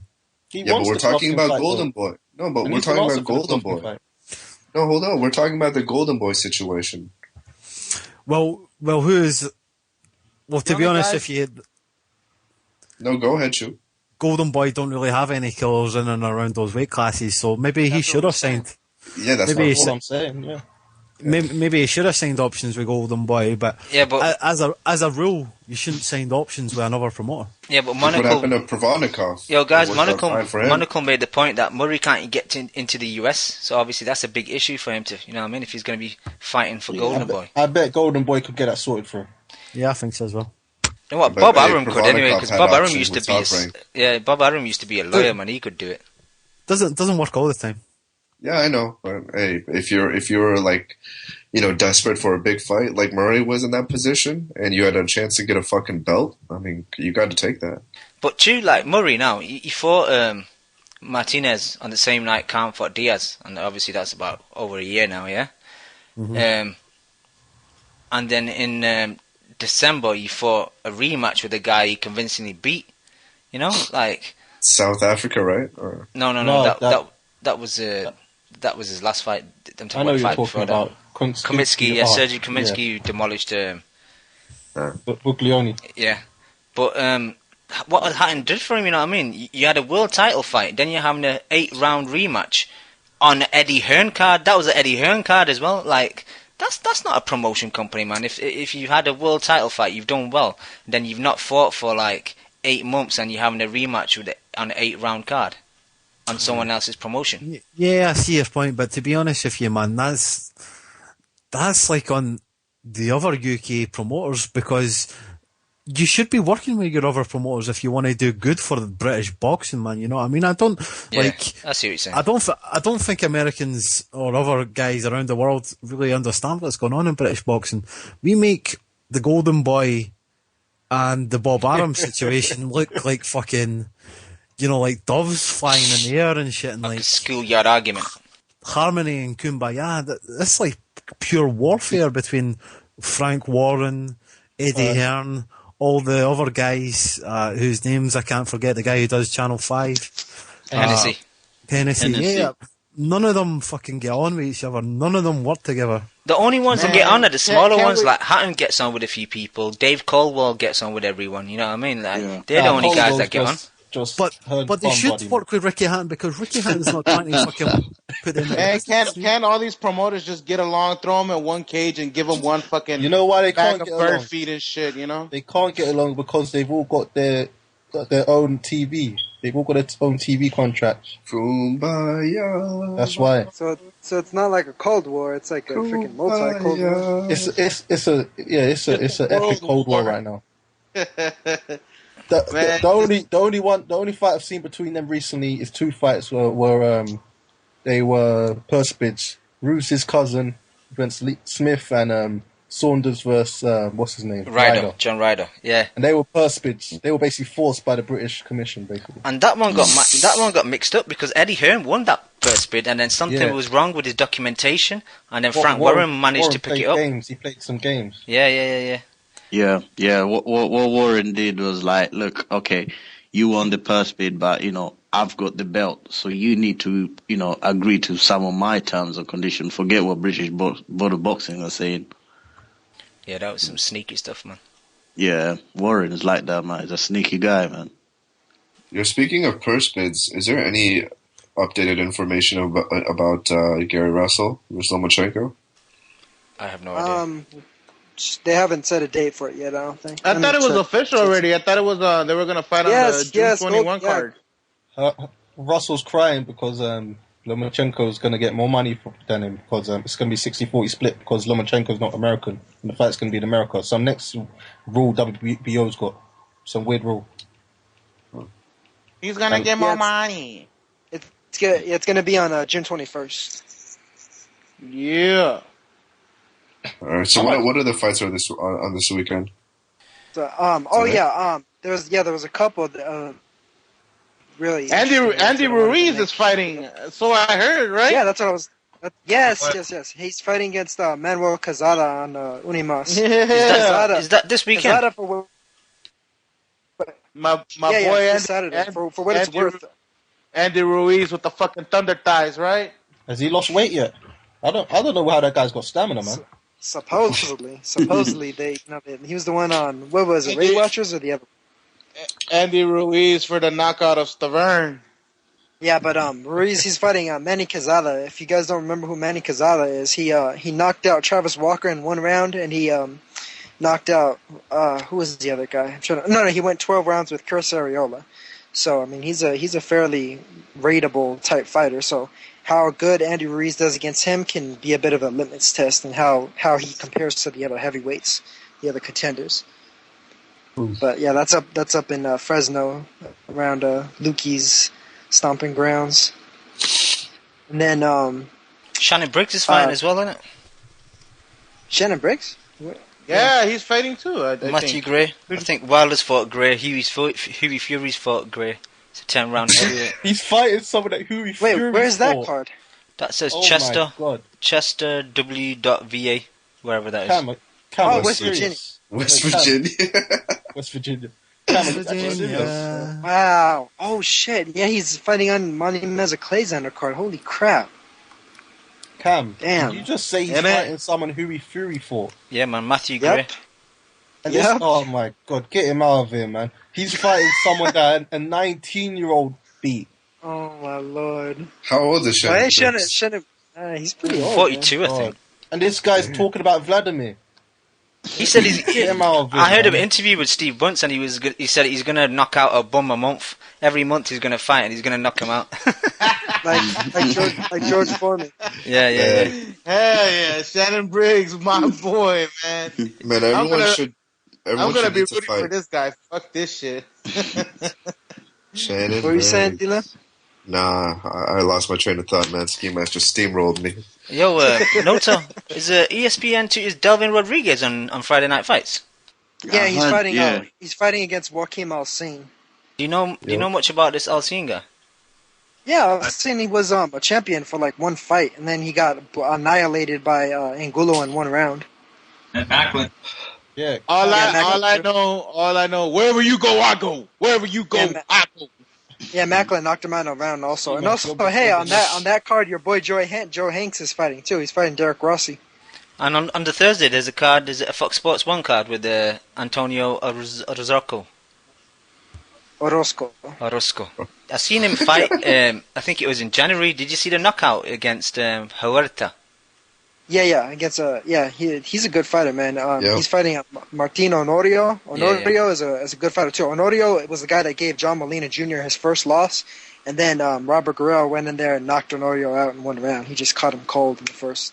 But I mean, he's a legit fighter though. So this is a test for Orozco. I like that guy.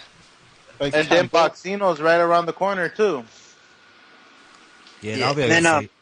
Joel Diaz Jr. is fighting also on Friday on Showtime on Showbox. A lot of boxing this weekend. Yeah. Hey, Cam, going back to Alcine, did you not see him versus Rose? No, I'm not seeing that fight now. Ryan Alright. Rhodes. Yeah, Brian Rose, yeah. Who won? Well, Rose, obviously. So none of you saw it. It was actually a close fight, and then it was a bullshit British stoppage in the last round. Canelo snatched Ryan Rhodes' soul, man. No, I'm not Ryan Rose. Brian Rose. Brian Rose. Brian Rose. He's about to fight Andrade. He's about to fight Andrade.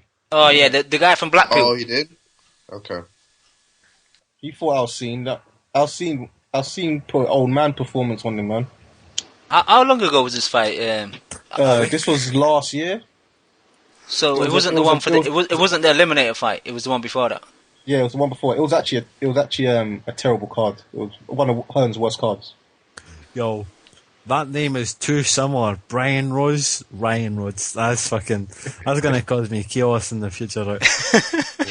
John Molina, Carlos Molina. Well, Molina's anyway. There's too many Molinas. No. Carlos Molina.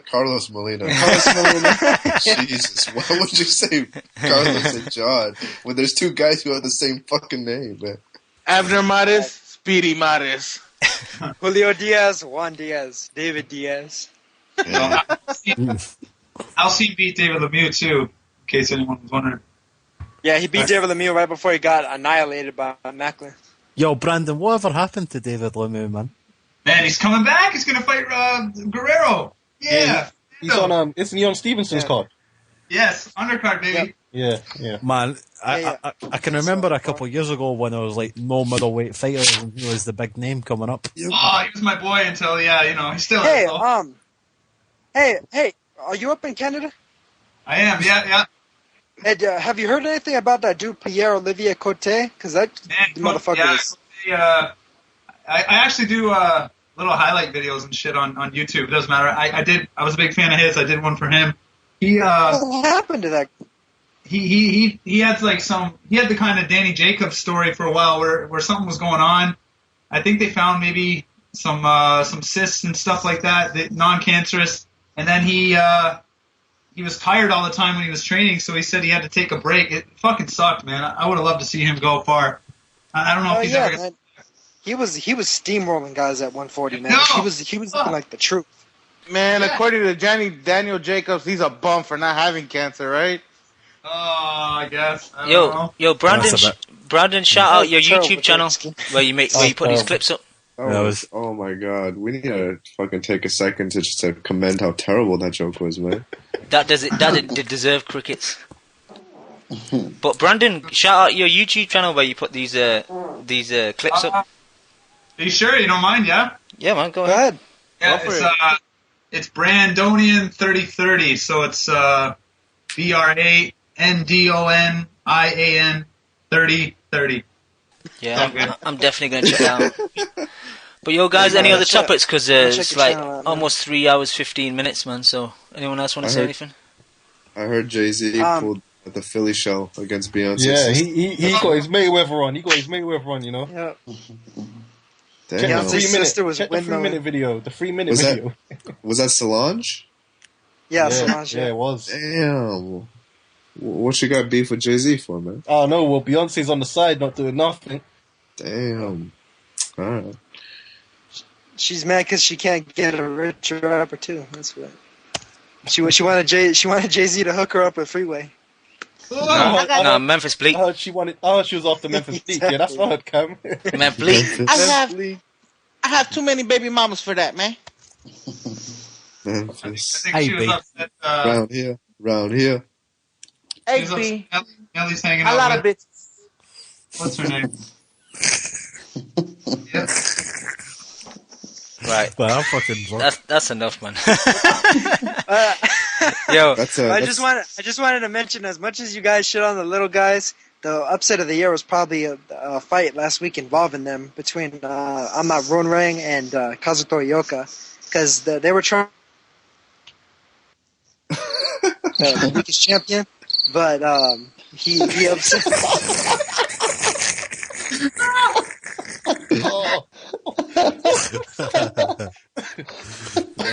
Hey, don't complain when you don't know who Zhu Shiming is fighting then, because I know all of his opponents. I'm not going to complain. I won't complain. Don't worry. But yo, guys. Sushi Ming. Nyota, that's wrong for two reasons. It's Japanese and it's small, man.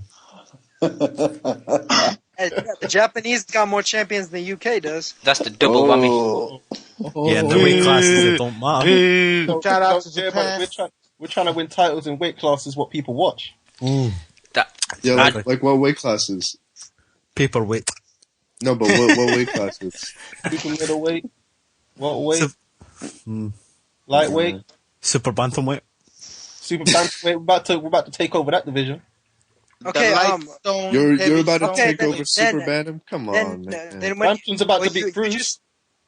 You guys just threw probably the UK's best champion ever under the bus then, because Jimmy Wilde is better than pretty much everybody else the UK has ever produced.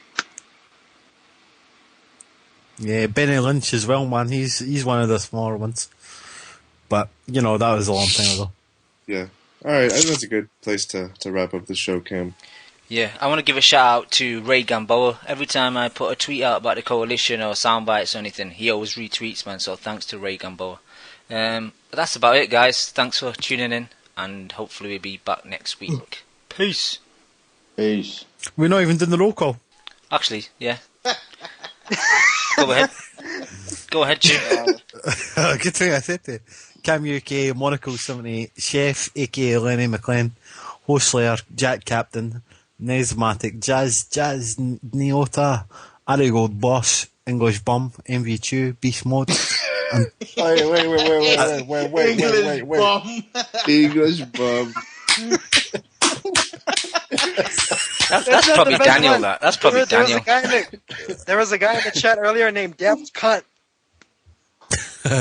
Was that Jav 77's alter ego? No. Anyway, MV2, Beast Mode, Antonio Jose, King J87, Z334, Killer Shan, David the Sinister, the Nimim, the three guests. Great show, guys. Right, the Flomo bot, TBBE ever. The TBBE. best bot ever. Peace. You just listened to the Boxing Coalition. I did. Man, I love boxing. I fucking love boxing. A big shout out to the Boxing Coalition. Kimo got this Boxing Coalition shit going on. Who the fuck is Ringside Rob? I'm Ringside Robert, guys. Hey, if you're a casual fan, go fuck yourself, man. Daniel, don't take the backseat of the car while you're driving it. That could be dangerous. First time I hear the song, man, it was fucking badass. Vamos a Argentina, la concha de su madre. I see the bomb in them. You can't come at the Lebanese prince. Hey, I'm the Arab prince, motherfucker, so I can talk whatever I want, yeah? I'm never surprised with anything Bob Arum says. I just hope he dies soon. Do you want to be entertained or you want to see the best fight? Both. Yeah, oh, shit, you just want it all, don't you? Yeah, I do. Yeah, that's what casual fans want. Fuck you, man. You used all your bandwidth this month on the Boxing Coalition. That's what that was.